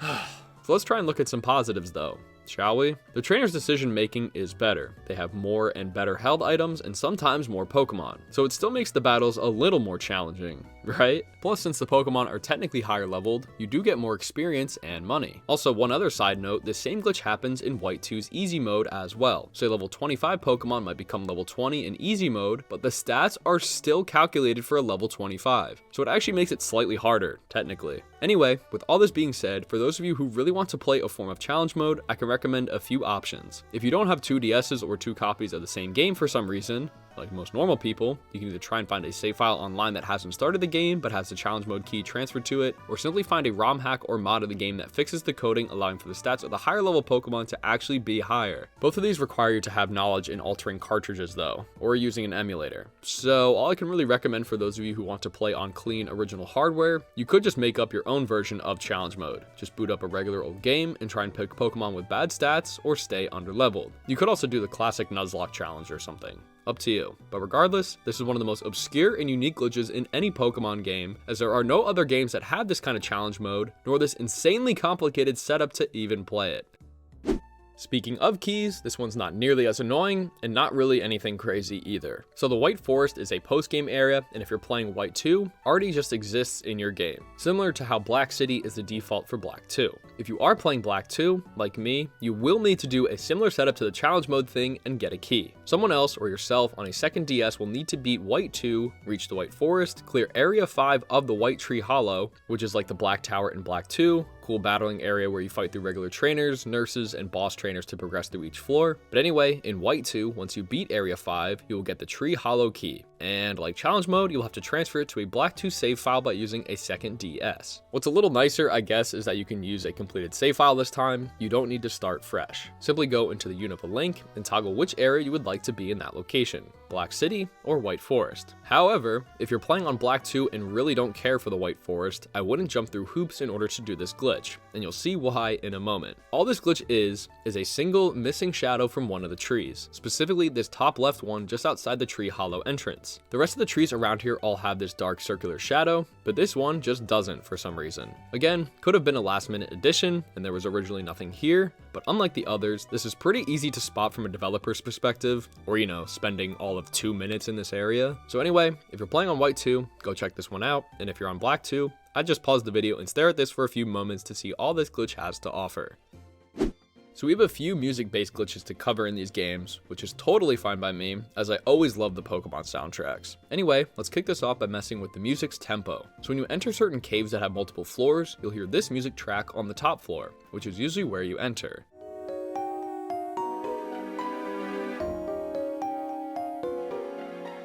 Keep in mind the tempo and pitch this music is playing in. Then when you go down to a deeper floor, the music gets slowed down and also creating a lower pitch.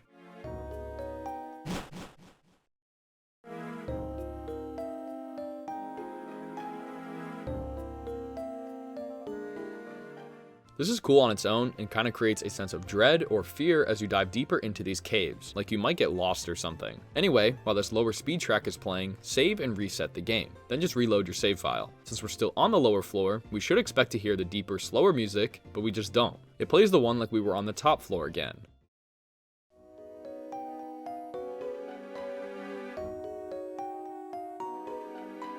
So not quite my tempo, only when you change floors again will the music correct itself. My guess is that the game doesn't actually have 2 separate audio files for this caves theme, it only has one, and when you go to take the stairs to go down, it applies a slow effect to the track. So when you save and reset on a lower floor, the game only sees that you're in a cave and plays the regular track, not getting the chance to apply the slow filter until you change floors again. This glitch can occur in Chargestone Cave, where I'm at right now, as well as the Dream Yard and Wellspring Cave. So pretty cool, and if you personally think the slowed down music is too creepy, just spend 30 seconds saving and reloading your save every time you're down here. In a similar fashion, we can actually trigger the reverse effect of this by doing a different setup. We can actually trigger the slower music track in areas that it was never intended to play in. In this example, I'll be glitching the Moor of Isurus, which the music normally sounds like this.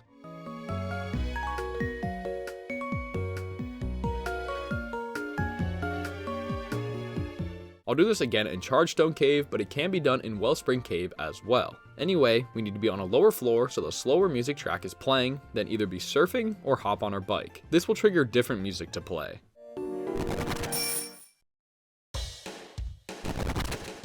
From this point, we need to use dig or an escape rope to leave the cave entirely, so use one of those. Once outside, all we gotta do is travel to Pinwheel Forest, Moor of Isurus, or the Desert Resort, which you can use fly, it won't correct the glitch. Then finally, once you reach one of these places, just head inside. This music will now be playing a slower, lower version here.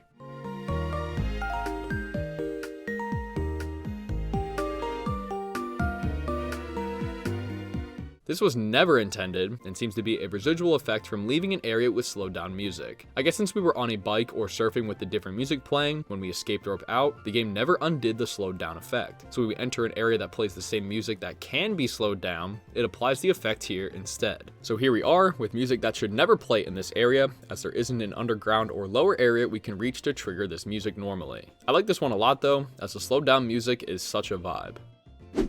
Throughout Unova, there are some towns that feature NPCs playing instruments, like the keytar player in Opelucid City, the accordion player in Nat Green City, and the clappers in Isurus City. While they are pretty cool and unique NPCs, they actually have a feature built into them where they play along with the town's theme when you stand near them. I'll be using the clapping group in this example. Pay special attention to the song playing when I'm standing far away, and then as I get closer to them, you can start hearing the clapping. It's that ch-ch-ch sound.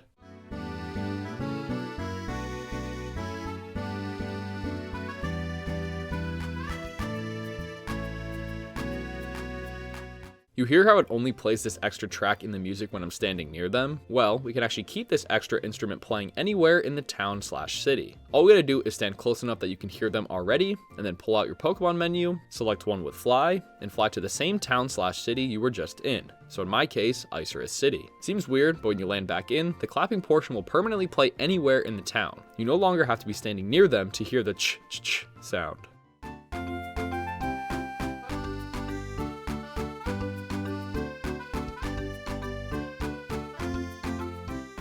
So So that's kind of neat, just adds a little extra pizzazz when you're running around here. You can actually do this in reverse though, where if you're standing somewhere far away from the musical NPC and then fly to the same town/city you were in, even when standing right next to the NPCs, the extra part of the track will not play.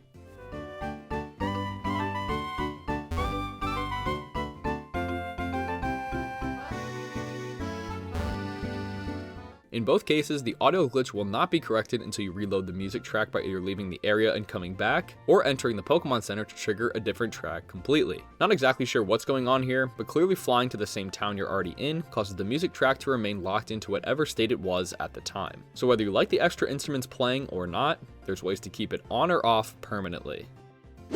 Our last music-based glitch is a battle one. During certain parts of the game, another person may follow you around an area or section of the game, like we saw with Bianca earlier, but also here when you get down to the Castelia sewers for the first time. Your rival will ask you to help find Team Plasma. This is just one example, but there are others, and you can do this glitch during any of them. All we have to do while having a partner is run into a wild Pokemon. Since there are two of us, it will also be a double battle. Anyway, we just have to defeat them. Doesn't really matter how, what matters is that after the battle, usually you'll hear the same wild Pokemon victory music you always do. However, it actually plays the trainer victory theme, like you defeated a pair of them. Have a listen.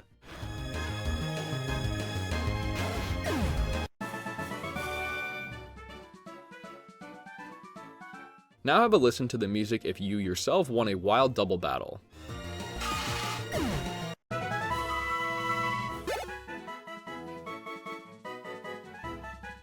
See how they're different? This only happens when you have a partner following you around. I'm not sure if the game gets confused as there are technically two trainers, us and the NPC in battle, that it automatically thinks we're facing one another, or what, but it's odd. You could make the argument that this is intentional as it's playing the different music for you and your partner overcoming the battle together or something, but I don't know. I'm in the camp of this being a glitch in the game assuming it's a battle due to two trainers. Let me know what you think, because almost every time I post a Pokemon video, there's always one music glitch that some will say is an intentional part of the game. While we're down here in the Castelia sewers, there's actually one more glitch we can look at here, because this trainer, Janitor Brady, has two Pokemon, and the first one's a Marill. Now that might not mean anything to you, but my Amoonguss currently has 150 HP and 11 HP EVs. So all I need is one more HP EV and I'll gain a stat point, bumping it up to 151. This is where Janitor Brady comes into play. Wait, is it Brady or Brandy? Is it Brady or... oh, fuck. It's Brady. It's Brady.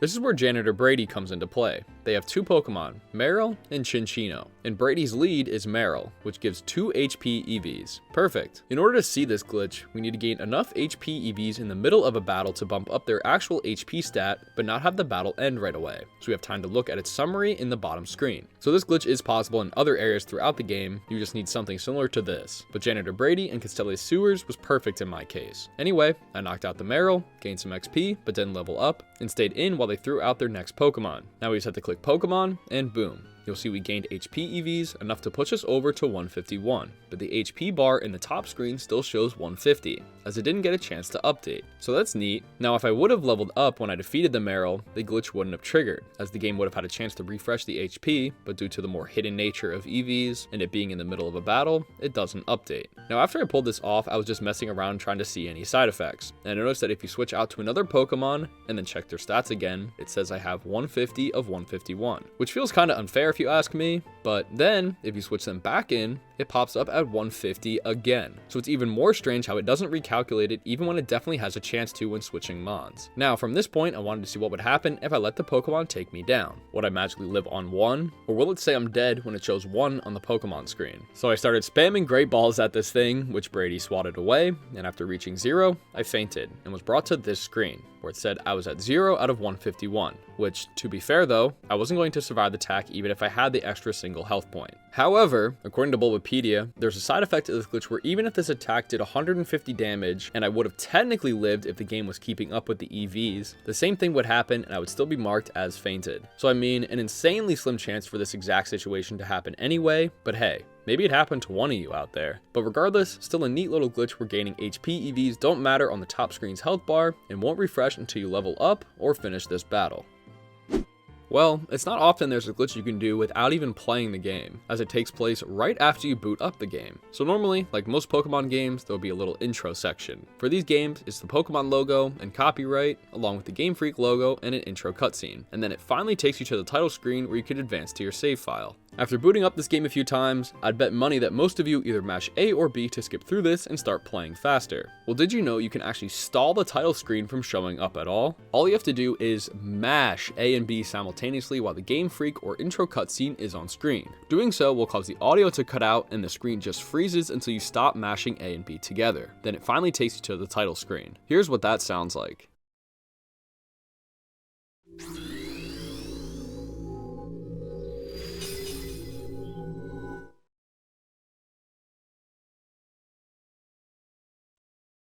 Yeah, so pretty weird, but also pretty funny you can even do this. Again, the only limit to the freeze is that you really have to be mashing and you press both buttons at the same exact time. I got this pretty long one during the intro cutscene by mapping A and B to the same button on my controller, and then I just spammed the one button.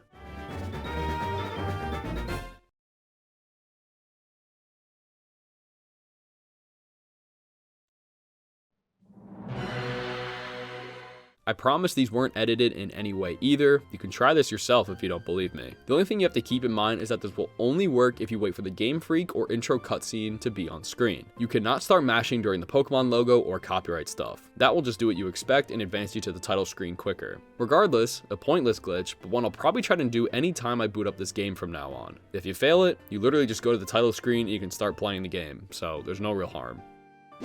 On the topic of easy glitches that don't require a lot of effort, this one just requires you to own a specific TM and open your bag. The culprit in question is TM94 Rock Smash. Taking a quick peek, do you notice anything weird? The disc icon is actually that of a rock type TM. You'll see the other rock type moves around it feature a tan-like disc, and then when I hover over a fighting type TM, it's more of a dark orange. Doesn't actually affect the game or the move in any way. This is purely just a visual goof by the devs. Can't really fault them for this one though. There's a lot of TMs that start with the word rock that are rock type moves, and I doubt many players even pay attention to the disc icons and just look at the type at the bottom. So I'll let this one slide, but still an easy glitch you can see just by owning the TM.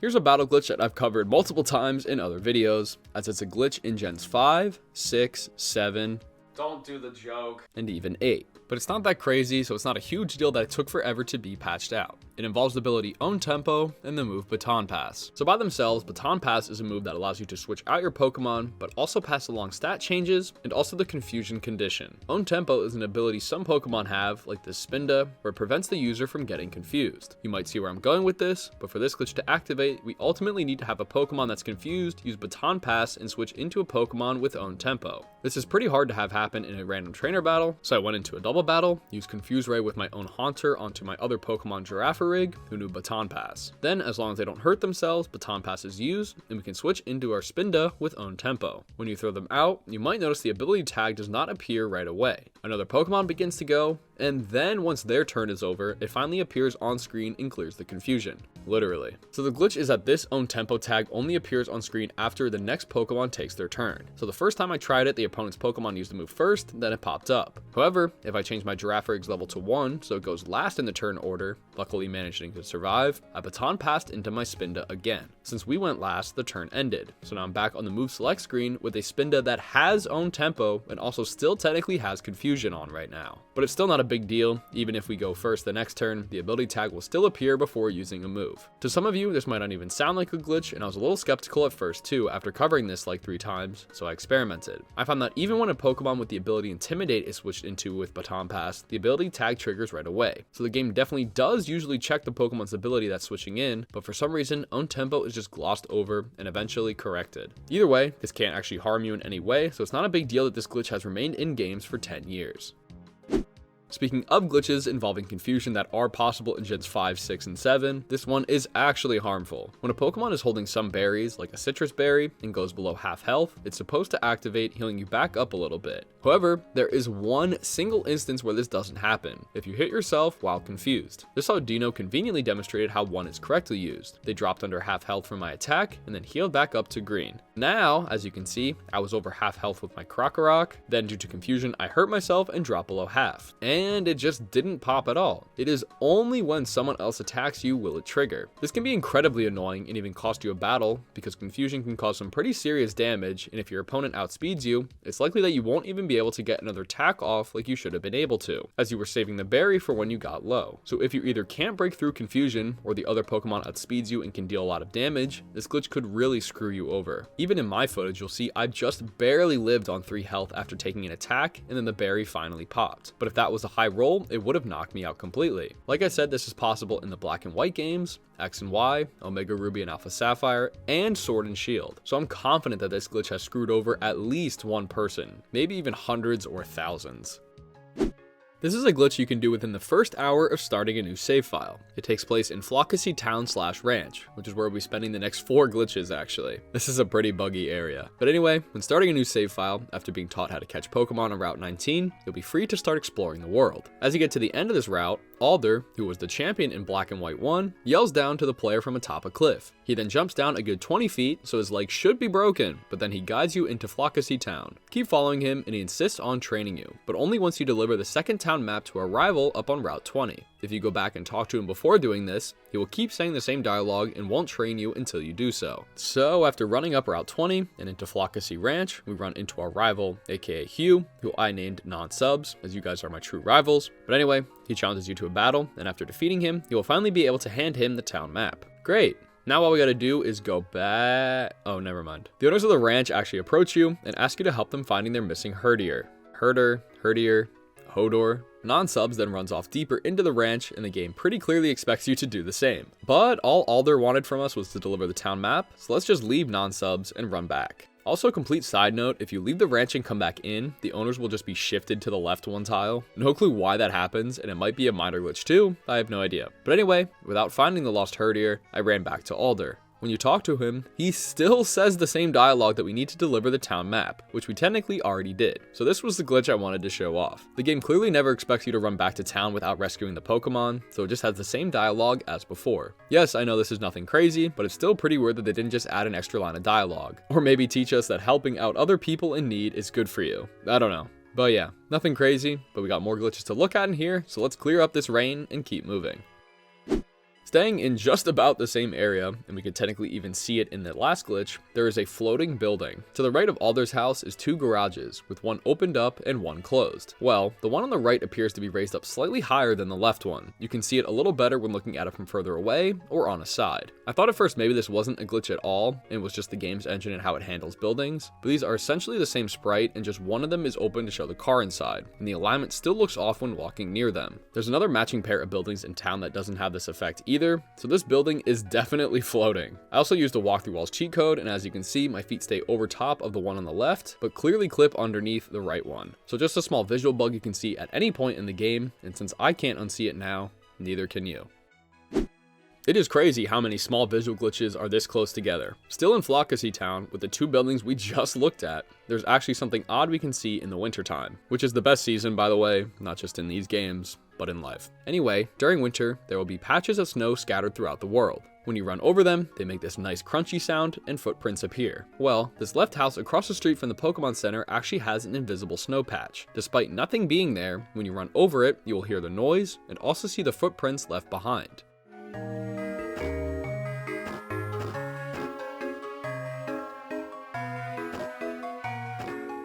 Pretty neat, right? I love anything snow related, so no matter how small this glitch was, I was covering it. Also, fun fact, the house on the right also might have an invisible snow tile too. It makes the same stomping noise when you run directly behind the house, and taking a few steps up, we can just barely see fully behind the house, and there appears to be no snow. But also no footprints are left behind for this one.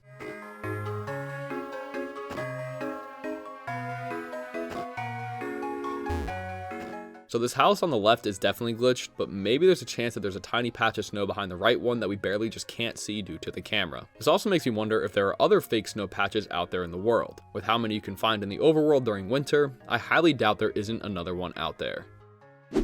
Alrighty, one more glitch in this area, and this one actually takes place outside the town in Flockacy Ranch where we were earlier. This grass patch off to the left side of the entrance features some glitched grass. For some reason, this tile on the upper right is fake, an imposter, some would say. When you step on it, nothing happens. No sound is played, and it also doesn't show a rustling sprite when standing on it. So kind of like the last glitch, but in reverse. Instead of no snow but the sound and animation playing, this one shows the tile, but doesn't do anything. It is also impossible to encounter any Pokemon on this tile, even when using honey. So another classic case where maybe this wasn't a grass tile and they added it in last minute, but it also seems incredibly odd that they would just add a single grass tile to this specific spot, so I don't really know what happened here.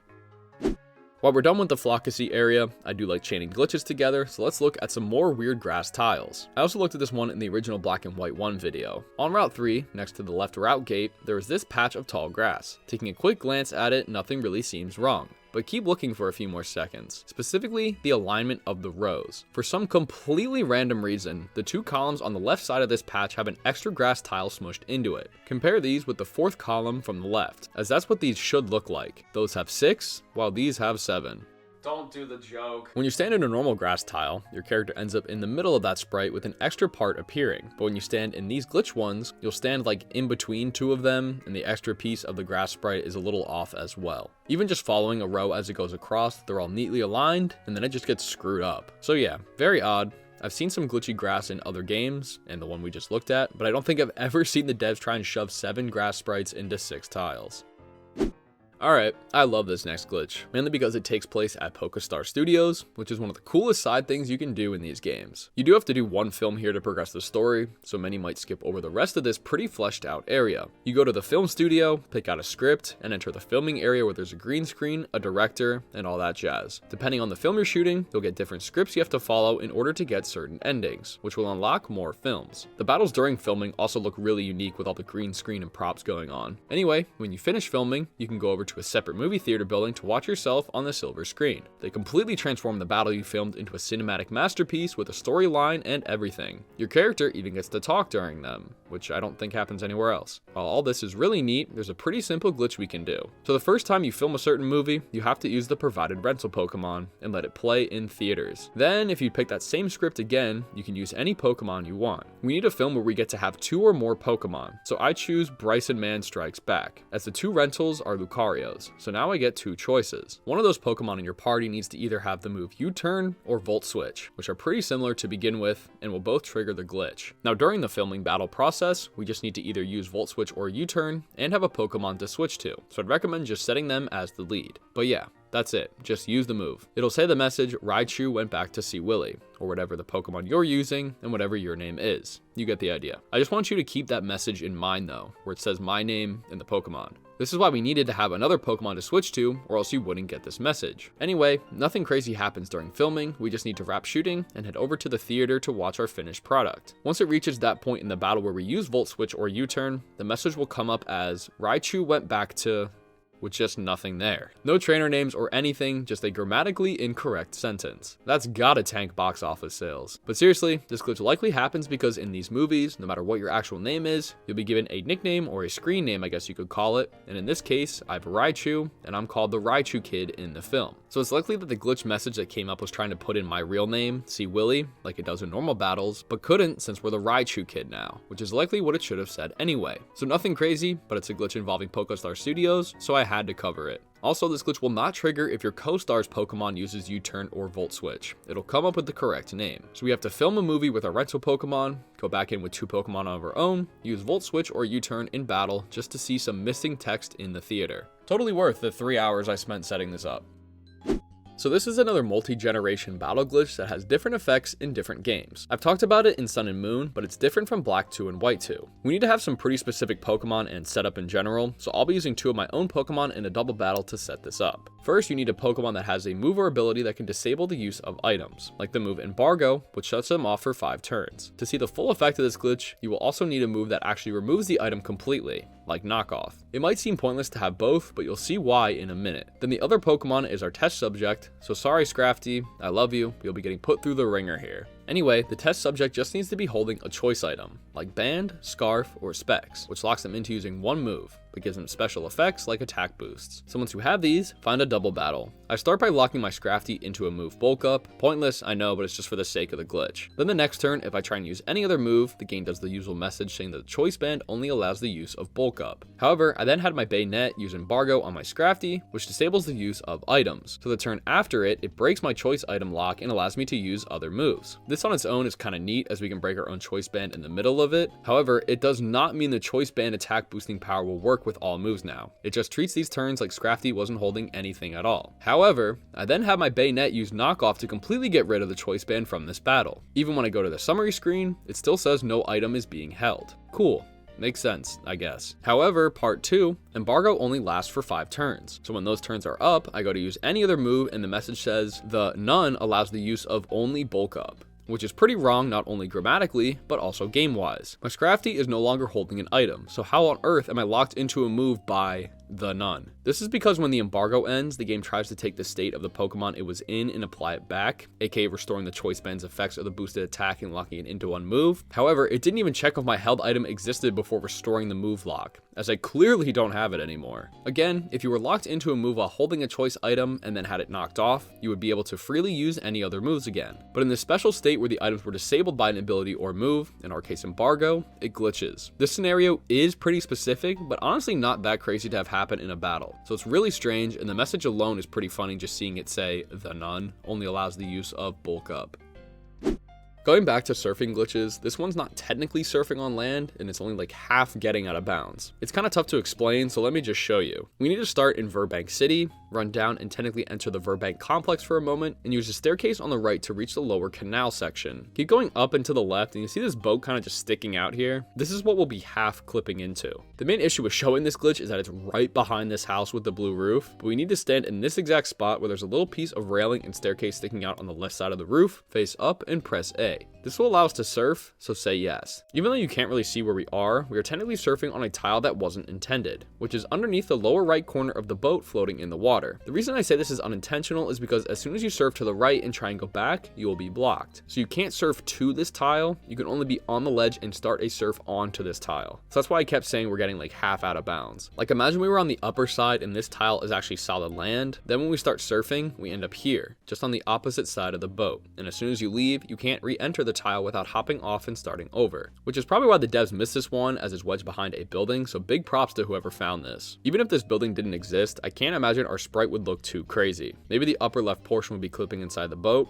if that. So personally, I like the other one tile surfing glitch is you can actually see that one, and we end up on land. Next is another very easy out of bounds glitch. It takes place on Route 19. Technically the first route you'll stumble across. However, we need surf in order to access this area. In the middle of the route is this body of water. Surf up and to the right and you'll see this staircase. Now when you walk on it and try and hold up, it does what you expect and you smash your face into the wall. But if you're on this specific row of steps, you can clip through the wall and end up technically out of bounds. Surprisingly, you're even able to move right one tile and end up further into the wall, basically making us disappear. Can't really do anything in here sadly, it's just this 2 tile section. But hey, we're out of bounds and it makes for a cool place to save. Other than that though, that's really it. There are other routes throughout the world that feature a very similar staircase wall setup, like here on Route 13, but it doesn't have the same missing collision. So to my knowledge, this is the only staircase that does this, and I have no idea why. One route over, on 20, is another glitch you can see in an area you can only reach by surfing again. But we also have to be in the autumn season, which takes place in March, July, and November. Yeah, I know it's odd, but the seasons cycle every month, which actually is kind of nice. Anyway, find this section of water, surf on it, and then go down and to the right. Since it's autumn, this area will be covered with leaves, which we can fall through on certain tiles and get stuck for a moment. There are also a few Pokemon Rangers here, like Brett on the left side. There's a pitfall just above him that's slightly different from the rest, and when I say slightly, I really mean slightly. When you fall into this one, the shadow doesn't get removed like the rest, so your face of your sprite gets slightly darker on the lower half until you pop back out. It is very hard to see, but it is there and doesn't happen with any of the rest of them. You see how when I fall in, my face stays brighter? Well, this one, they didn't update the shadow for some reason, so we can kind of just clip underneath it. Again, like the last one, nothing really special or even good about this, but whatever. It wouldn't be a Pokemon glitch video if there wasn't some way to glitch the PC. This one can make Pokemon disappear. Kinda. Locate any PC and select Move Pokemon. Now just find a box that has Pokemon in it. We now need to use the touchscreen to perform some actions. You cannot use the buttons for this for some reason. Start by tapping a Pokemon so this menu appears, then tap the box name at the top so this other menu appears. Now select Switch Box. Tap on another box to switch to it, and while this menu is still up, tap back to the original box. You will now notice that the Pokemon is just gone. Not really though, it's just invisible. If you put your cursor over where it was, it'll still show its stats and everything. But you can't move it around in here and even shift boxes without it correcting. It's only when you switch boxes when the Pokemon is not selected will it restore its sprite. Interestingly, if you do the same setup and instead of pressing B to close the switch box menu, you tap the arrow icon in the bottom right and you go and select a Pokemon, a red blob will appear in its place. This is just the outline that appears anyway, but with the actual sprite missing, it does look pretty odd. So have fun making your Pokemon vanish for a little bit. It could be a funny way to trick your friends into hiding Pokemon, or just making them confused. Well, it's not often we can cause an NPC to glitch the game. We can literally make one do one of the most sought after glitches in Pokemon, and something I wish we could do: walk on water. In Undella Bay, east of Undella Town, there is a bay. If we simply surf to the right a few tiles, we will hit a sandbar type thing that we can stand on and find Ace Trainer Summer. She seems to be living a normal happy life on this little patch, but what you don't know is that she can just walk on water. You'll see me trying to take a step right, but can't without hopping back on her Pokemon to surf. Well, if we just chill here on this drop-off part and wait for Summer to look over at us, when she does, she'll begin walking over and just walk on water. The splashing sprite doesn't even show underneath her, as she's technically not supposed to be able to do this. This party trick is kind of reserved for that certain religious figure, right? Nope, Ace Trainer Summer can do it too. Even after the battle, she'll flex on us performing a glitch I really wish we could do ourselves, but I guess this is the next best thing. Can only really trigger this once, so if you've already fought her normally, just by walking up to her on the sandbar, you won't be able to trigger it again. So next time you're playing through these games, definitely give this one a try for some good goofs and laughs. So I talked about this one in my original black and white video, and I'm still confused today as to which tiles are the glitched ones. In Nimbasa City, just above the south route gate, are these lights sticking out of the ground. If you walk over the top 5 lights in either column, your shadow does this weird thing where it clips underneath the light texture. But then if you stand on the bottom one, it stays over top and it doesn't clip at all. So I have no idea why these ones in the bottom are so special, or if the 5 ones above are the ones that are special. If we head over to the park section to the east, we can actually find similar lights on the floor, and they all behave like the bottom 2 where the shadow goes fully over top. They all do this except for these in the very bottom right by the fountain. These lights aren't centered in a tile, so we can't stand directly on them, but when we walk around them, you can see that the shadow kind of clips underneath them, like the top 5 in this city itself. So I'm going to run with the conclusion that the ones where your shadow clips underneath are the glitched ones. My only real guess as to why this happens is that when you walk over these, your character sprite is 1 pixel lower in the ground than the other one, so that's why your shadow clips, but I really can't tell. Not that any of this really matters. I just spent 20 minutes looking at light textures that don't affect our lives in any way. But still, let me know what you think and if there are any more light tiles that do this.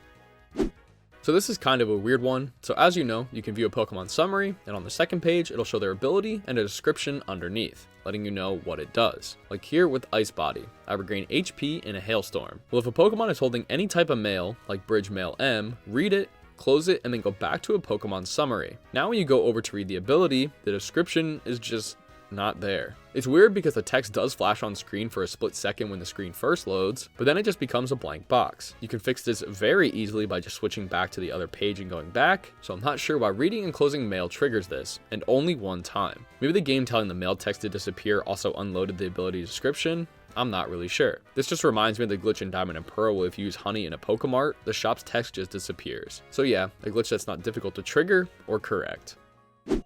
Here's one that could have happened to one of you playing, but is pretty rare to trigger unintentionally. So scattered throughout the world are hidden grottos, where you can interact with a patch of trees and enter inside. In here, they can be rare Pokemon, or ones with better stats or abilities. We don't actually care about them though. We just need to have a repel active or an egg in our party that's close to hatching. Our goal here is to have the egg hatch or the repel run out on the same tile as the exit, which is just where we came in with this patch of light. So we need to time our steps by running around here and have our last step be on the exit tile. I did this by saving my game, walking around and keeping a mental note of how many steps until the repel ran out, reloading my save, and then walking so I start going down this narrow strip with 9 steps left. This took me an oddly long amount of time to figure out where I needed to walk and when. Finally, I got the message to appear as I was standing at the exit. When you close the repel message or after you hatch an egg, if you try and leave, you are not able to. It just plays the bonking sound effect like you're running into a normal wall. Only when you face a different direction or take a step up will it correct itself and let you leave. This is likely just because walking onto this tile usually auto triggers the the exit, but the message appearing on the screen kinda interrupts it. Kinda like our last video on HeartGold and SoulSilver, where the poison message appearing on screen in the middle of a ledge made the Pokemon float. This message interrupted the exit sequence, and we're not technically supposed to be able to stand on this tile anyway. It's just supposed to trigger the exit when you step on it. Either way, not really useful, but kinda neat. And I guess there is a good chance that someone accidentally triggered this glitch and just so happened to have a repel run out or an egg hatch when trying to leave a hidden grotto.